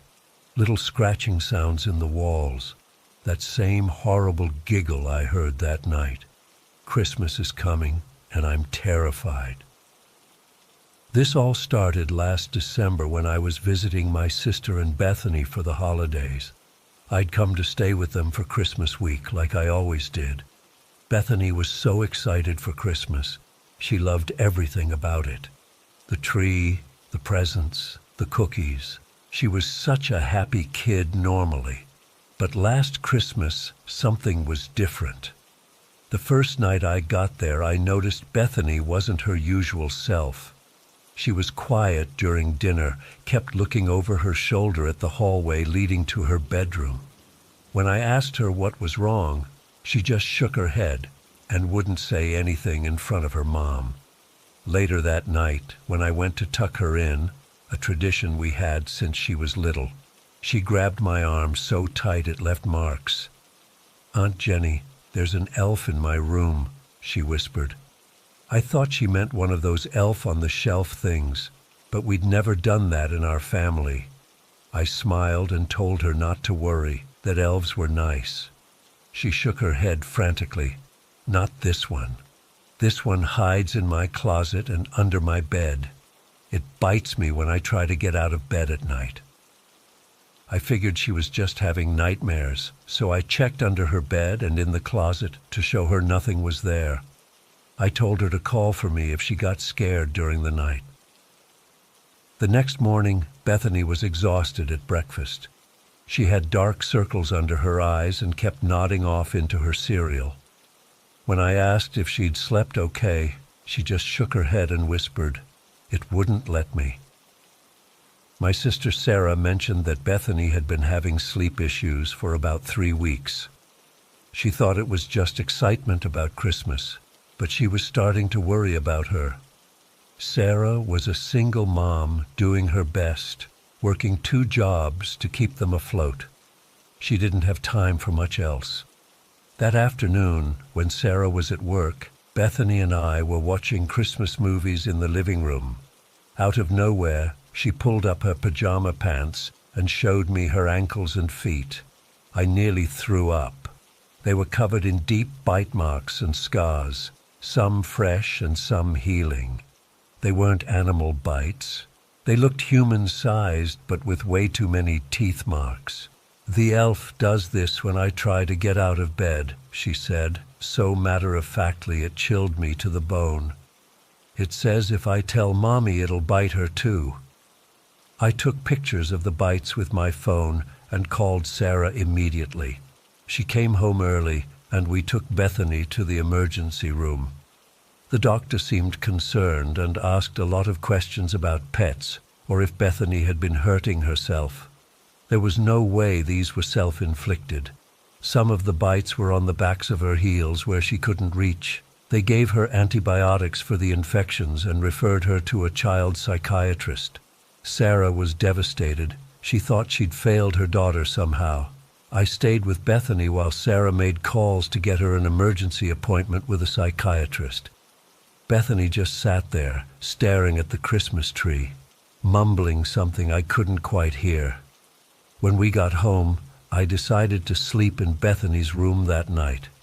I brought in a sleeping bag and set it up next to her bed.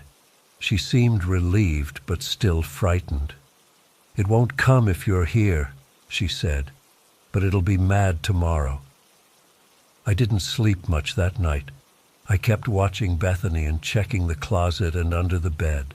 Nothing happened, but I couldn't shake the feeling we were being watched. The next day was December 23rd. Sarah took Bethany to the psychiatrist while I stayed behind to wrap presents.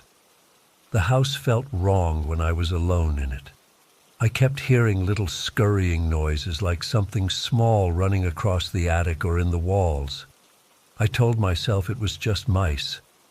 When they got back, Sarah told me the psychiatrist thought Bethany might be experiencing extreme anxiety manifesting in delusions.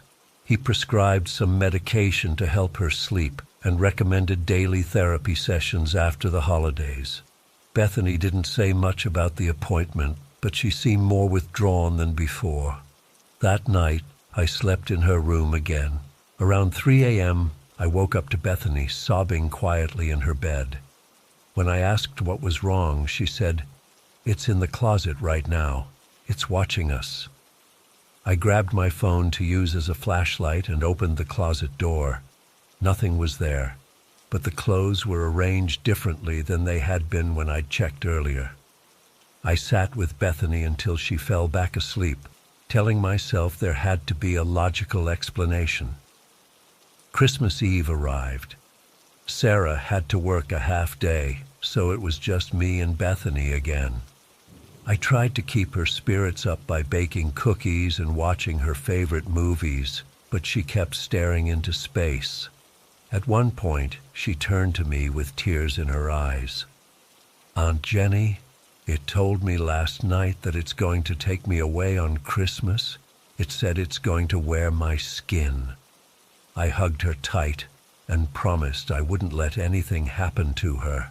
I was genuinely scared now, not of some imaginary elf, but of what might be happening to Bethany's mental health, or worse, if someone was actually hurting her. That night, Christmas Eve, Sarah asked if I would stay in Bethany's room again. She was worried about Bethany's state of mind and thought having me there might help her sleep. Of course I agreed. Bethany and I made a fort with extra blankets in her room. I thought making it feel like a fun sleepover might help ease her fears. She seemed slightly better as we read The Night Before Christmas together. She eventually fell asleep around 9 p.m., clearly exhausted from weeks of poor sleep. I must have dozed off too because I woke up to Bethany shaking my shoulder around midnight. "I'm thirsty," she whispered. "Can we get some water?" I was grateful she wanted me to go with her rather than going alone.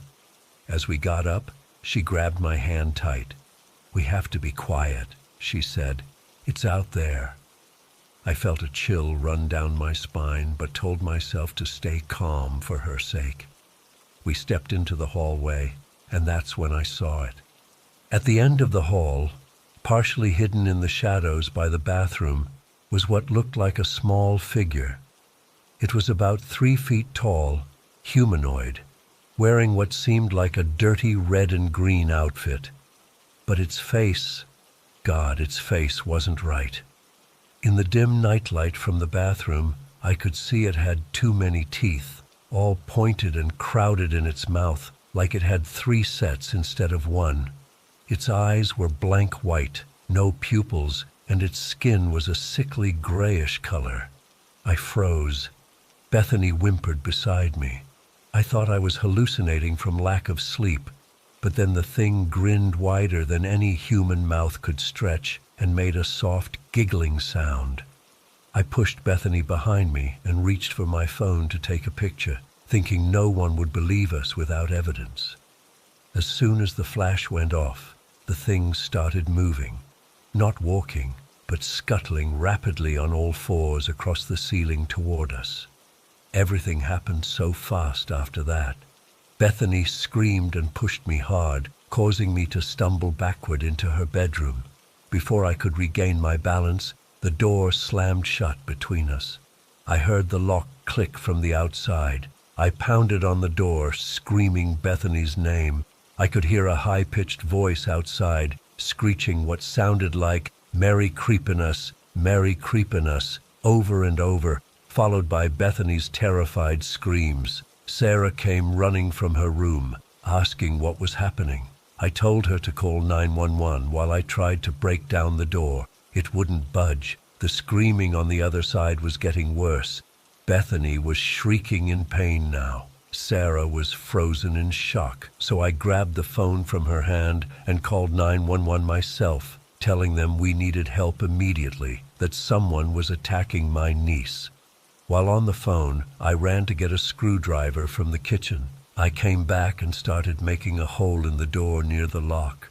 The screaming had stopped by then, replaced by a wet, ripping sound that I'll never forget as long as I live. When I finally got the door unlocked and carefully pushed it open, the scene inside will haunt me forever. Bethany was on the floor, her body split vertically from throat to navel. The elf thing was hovering over her, wearing what looked like her intestines around its neck, like a grotesque Christmas garland, eating them while making obscene slurping noises.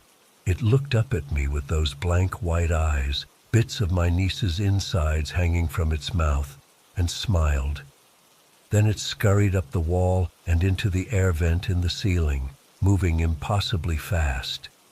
Sarah saw everything too. She collapsed in the doorway, making this horrible keening sound I'd never heard a human make before. I dropped beside Bethany, trying to hold her together, knowing it was too late. Blood was everywhere, on the walls, the ceiling, soaking the carpet. The police arrived within minutes. I was still holding Bethany's body, covered in her blood. But when the officers entered the room, they stopped and looked confused. Sarah was still screaming in the doorway, but I realized she was now staring at an empty floor. Bethany's body was gone. So was all the blood. The room looked completely normal, bed neatly made, no sign of the carnage that had been there seconds before. The police searched the house, clearly thinking we were both having some kind of psychotic episode. They found no trace of Bethany, no blood, no signs of struggle, and certainly no creature. The next few weeks were a nightmare. The police conducted a missing persons investigation, but they clearly suspected either Sarah or me had done something to Bethany. They found no evidence of forced entry, no fingerprints besides our own, nothing to suggest anyone else had been in the house.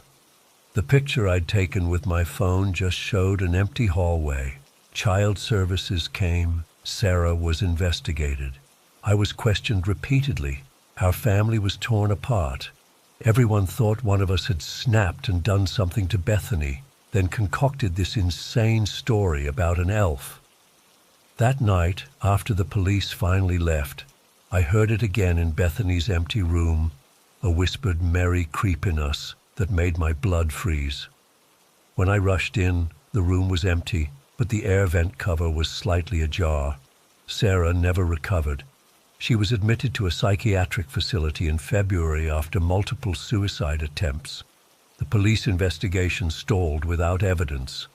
In August, Sarah managed to hang herself in the hospital bathroom. I was her only visitor at the funeral. Now it's almost Christmas again, and I've been hearing those same scurrying sounds in my apartment walls. Last night, I woke up to find my ankles bleeding from what looked like bite marks. I've set up cameras everywhere, but something tells me they won't capture anything. I'm writing this because I need someone to know what really happened to Bethany if the same thing happens to me. I've started hearing that whispered "Merry Creepin' in my kitchen at night. I don't think I'm going to make it to Christmas. If you ever hear your children talking about elves that aren't the normal kind, please, please believe them. Don't make the same mistake we did. Christmas is only 3 days away, and I'm terrified of what's hiding in my walls, waiting to make me its next Christmas feast.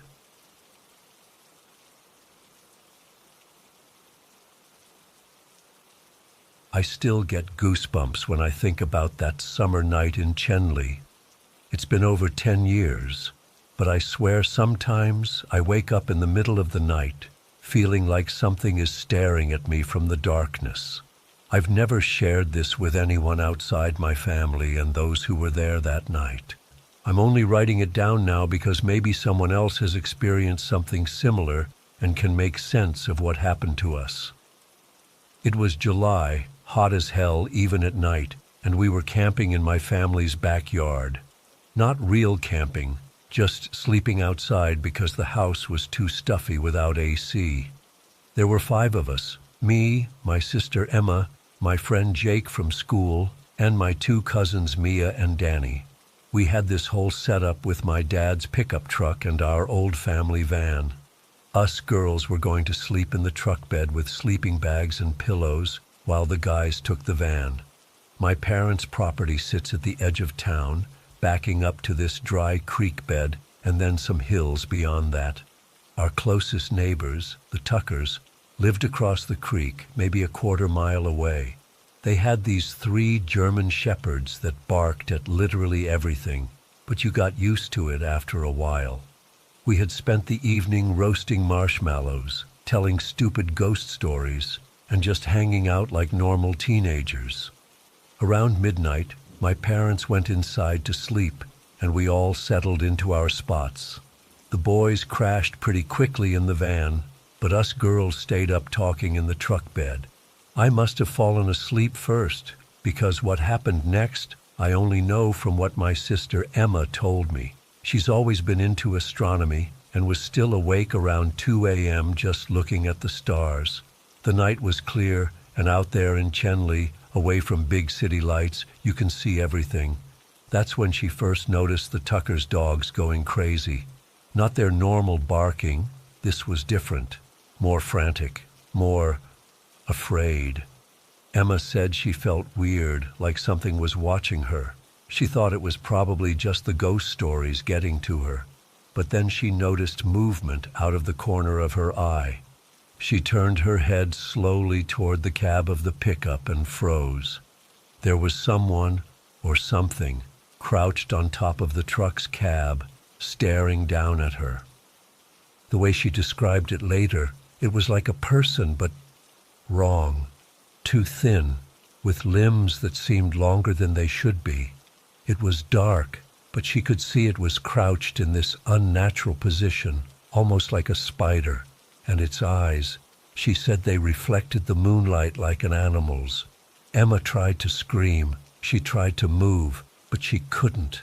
It was like her body just shut down completely. She said it felt like being underwater. She could see and hear, but couldn't move a muscle or make a sound. She couldn't even blink. The thing just stared at her. Not moving, just watching. How long this went on, she doesn't know. Could have been seconds or minutes. Then my cousin Mia suddenly sat up next to her. Mia later told us she woke up with this overwhelming feeling of dread, like something terrible was about to happen. She hadn't seen anything yet. She just woke up feeling scared. The moment Mia sat up, it was like whatever spell had been holding Emma broke. She could move again, and she screamed. I mean screamed. The kind that makes your blood run cold. I jolted awake to Emma and Mia both freaking out. My other cousin was awake by then, too. There was someone on the truck, Emma kept saying. It was watching us. I looked around but didn't see anything. The boys came stumbling out of the van, half asleep and confused. My parents rushed outside from the house. Everyone was talking at once. Emma was crying and shaking so hard she could barely speak. My dad thought it might be some local kid playing a prank, but the way Emma described what she saw, I don't know any person who could move like that or had eyes that reflected light. Plus, we were pretty isolated out there. Not exactly a place teenagers would randomly wander to at 2 a.m. After calming down a bit, Emma, Mia, and I decided to look around with a flashlight while my dad checked on the boys and made sure the van was locked. My mom stayed with my youngest cousin, who was pretty scared. The three of us didn't go far, just around the yard, sweeping the flashlight beam across the property. We were huddled together, jumping at every little sound. The Tuckers' dogs were still barking nonstop across the creek. That's when we saw it. Something moving up the hill behind our property. The flashlight only caught it for a second. This dark figure moving fast, really fast, in this weird, jerky way. Not running like a person runs, more like skittering. It disappeared over the top of the hill before we could get a good look. We ran back to my parents and told them what we saw. My dad, being the protective type, grabbed his shotgun from the house. He told us to go inside while he checked things out.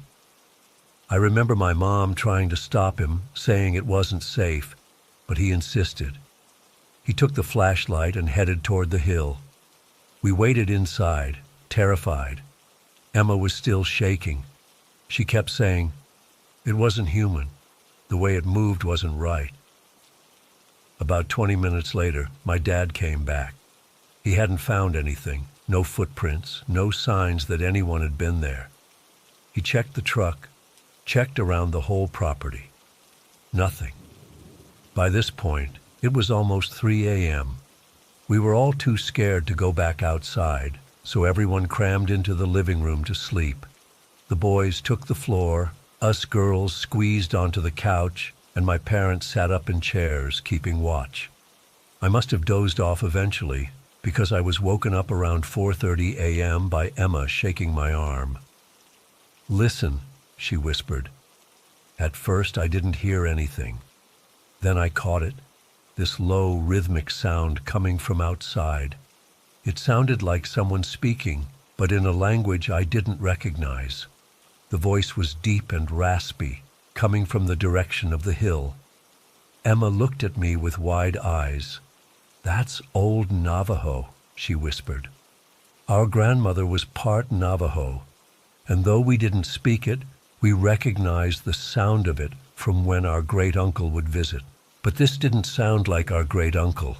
This sounded wrong, like someone trying to speak the language but not quite getting it right, too guttural, with pauses in weird places. We woke up Mia, and the three of us crept to the window. We couldn't see anything outside. It was still dark, but the voice continued. It would speak for a few seconds, then stop, then start again, like some kind of chant or prayer. That's when we heard my mom's voice from their bedroom.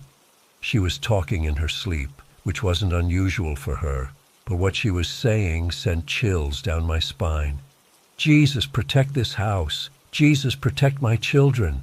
No evil shall enter here. In Jesus' name, be gone." Over and over, like a prayer. And each time she said Jesus' name, the voice outside would stop for a moment, then start again, a little farther away. We rushed to my parents' room. My mom was sitting up in bed, eyes closed, still repeating those words. My dad was trying to wake her up. The moment we entered their room, I smelled it. Like roadkill that's been sitting in the sun for days. So strong it made my eyes water. It seemed to be coming from the back door, which was visible from my parents' bedroom. Emma felt it too. She grabbed my arm and pointed toward the back door. I didn't see anything, but the smell was overwhelming. Then my mom said, "Jesus," again in her sleep, louder this time, and the smell disappeared. Just like that. Gone. My dad finally managed to wake my mom up. She had no memory of what she had been saying, but she looked scared. We told her about the voice we'd heard and the smell.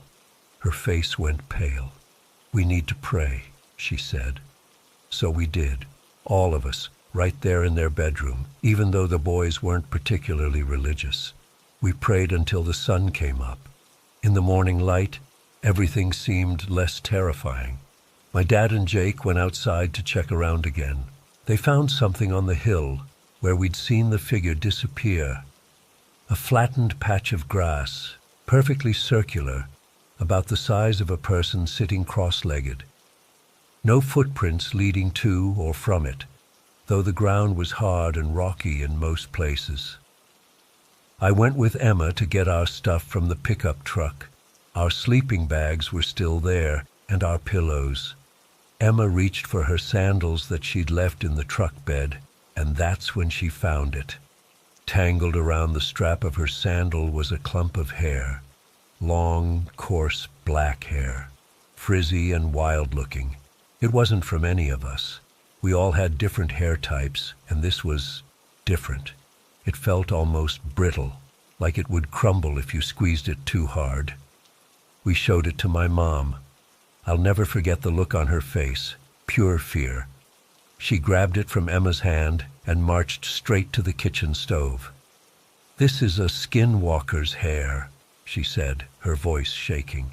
"A ye naldlushi practicing bad medicine." She threw it into the stove and lit the burner. Burning it is the only way to break their connection.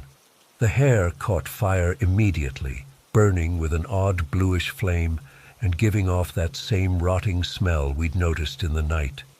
My mom kept praying as it burned. Later she explained what she thought had happened. In Navajo tradition, skinwalkers are medicine men who've gone bad, using their power to harm others. They can take animal forms or appear almost human, but with animal-like features. They're drawn to family groups, especially when there are children or young people present. My mom believed the skinwalker had targeted us that night. Maybe it had been watching us for days. Emma had encountered it directly, which is why she couldn't move or speak. That paralysis is something skinwalkers can cause in their victims. The voice we heard was it performing some kind of ritual on the hill, possibly trying to place a curse on our family. And my mom, even in her sleep, had sensed the danger and started praying, which kept it from entering our house.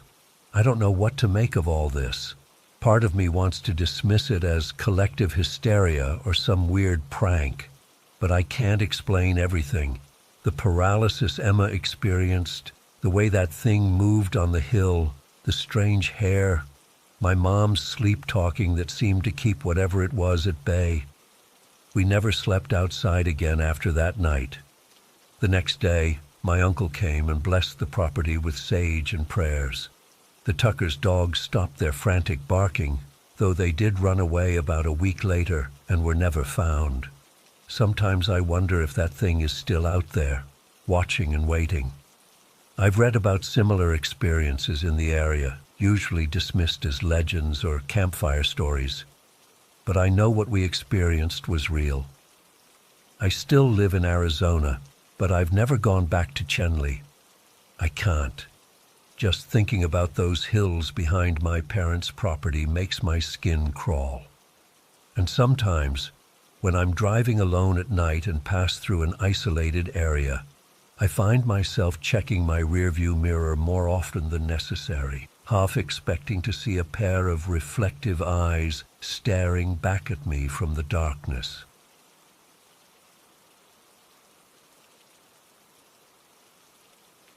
I've never been someone who believed in ghost stories or legends.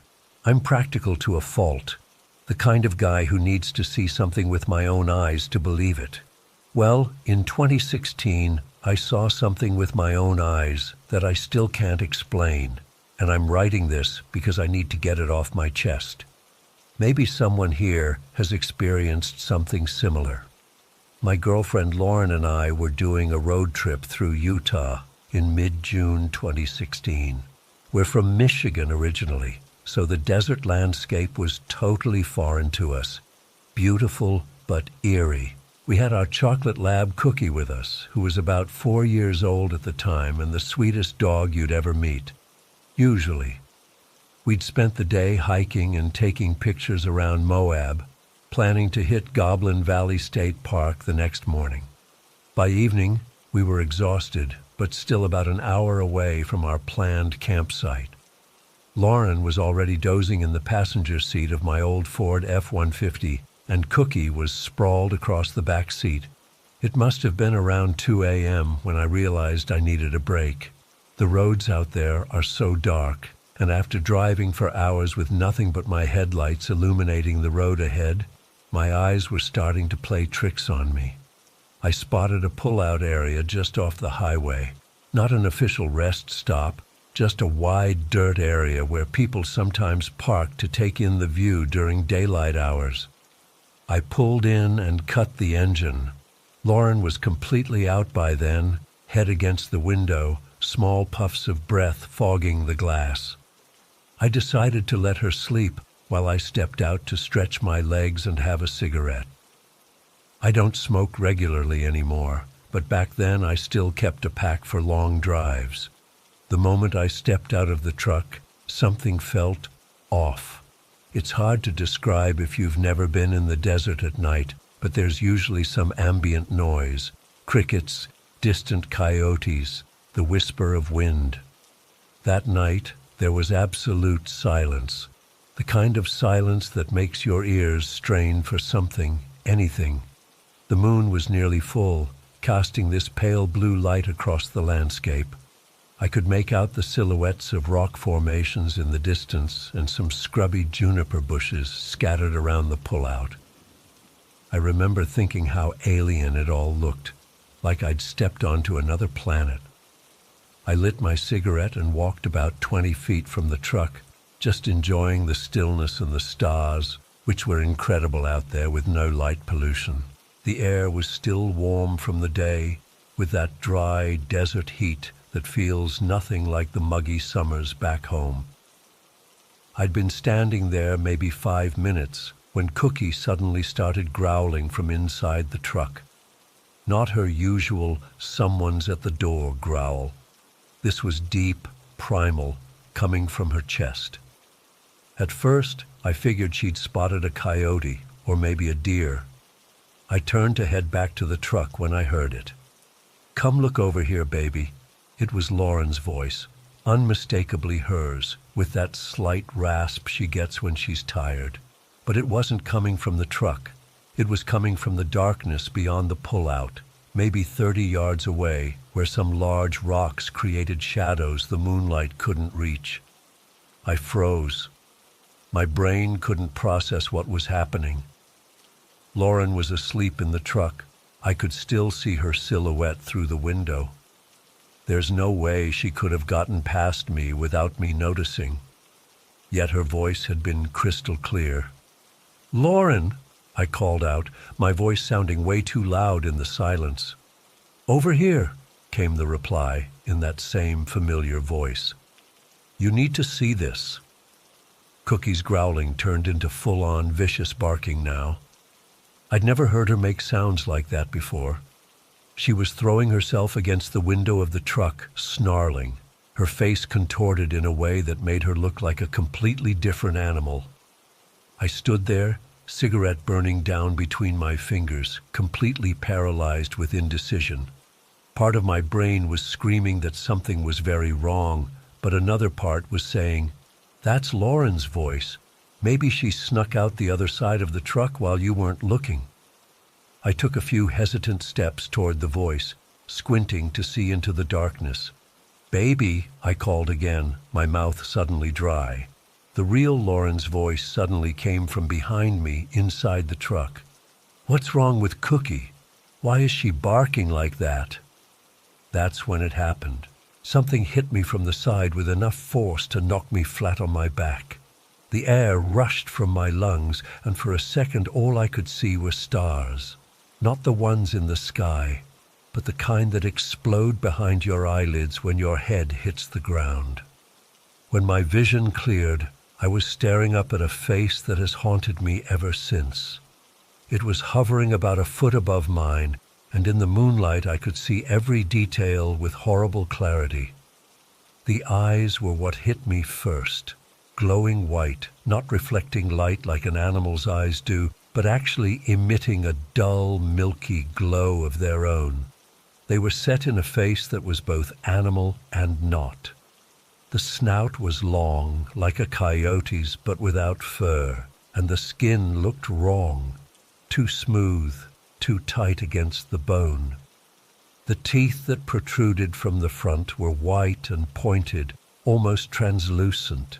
Its ears were pointed straight up, alert, and around its shoulders was what looked like a coyote pelt, draped like a cape. The smell hit me next, a mixture of wet animal fur, dirt, and something metallic, like blood. I couldn't move. It wasn't just fear, though God knows I was terrified. It was like my body wasn't responding to my brain. All I could do was stare up into those eyes, while my heart hammered so hard I thought it would burst. Then it opened its mouth, and I saw the jaw unhinge in a way no natural animals could, revealing rows of dagger-like teeth. A low rattling sound came from deep in its throat. That's when Cookie saved my life. She must have managed to hit the window button or something, because suddenly she was flying through the air, 80 pounds of pure protective fury, and she slammed into the creature with enough force to knock it off me. I scrambled backward on my hands and feet like a crab, trying to put distance between myself and whatever the hell this thing was. In the chaos and moonlight, I got a better look at its full form. It was tall, maybe 6 feet, standing on 2 legs. It had a bushy tail and human-like hands and feet, though the fingers and toes seemed too long, too jointed. Its body was partially covered in fur, but there were large patches of naked skin with what looked like painted stripes, black and red, running across them. Cookie was going absolutely berserk, snapping and snarling at the creature, which was backing away, making this awful hissing sound. The thing kicked out, catching Cookie in the ribs, and she yelped in pain, but didn't back down. The creature turned and loped off into the brush, moving with an unsettling fluidity, like its joints worked differently than they should. I ran back to the truck, shouting for Lauren to unlock the doors, though I don't remember actually forming the words. Cookie was right behind me, and we both piled into the cab. Lauren was fully awake now, eyes wide with fear. "What the fuck was that?" she kept saying, over and over. "What the fuck was that?" I started the engine with shaking hands and peeled out of there, throwing dirt and gravel as the tires found purchase. I was driving way too fast for those roads, but I didn't care. All I wanted was to get as far away from that place as possible. Lauren was checking Cookie over for injuries while I drove. Apart from some scrapes and what would later turn out to be a bruised rib, she was okay, physically at least. She kept whining and looking out the back window, her hackles still raised. We'd gone maybe 15 miles when disaster struck again. A cow was standing in the middle of the road, just over the crest of a hill. I didn't see it until my headlights hit it, and by then it was too late. I swerved, but the front corner of the truck caught the animal's hindquarters. There was a sickening thud, and the truck slewed sideways before I managed to bring it to a stop on the shoulder. The cow was lying in the road, still alive, but clearly suffering. One of its legs was bent at an impossible angle, and it was making this awful, plaintive mooing sound that cut right through me. I sat there, hands gripping the steering wheel so tight my knuckles were white, trying to process what was happening. Lauren was crying now, saying we needed to help it. We couldn't just leave it like that. She was right, of course. Whatever had happened back at the pullout, I couldn't leave an animal suffering like that. I had a hunting knife in the glove compartment. Not ideal, but it would have to do. I told Lauren to stay in the truck with Cookie and lock the doors. "Are you crazy?" she said. "After what just happened, we should call someone."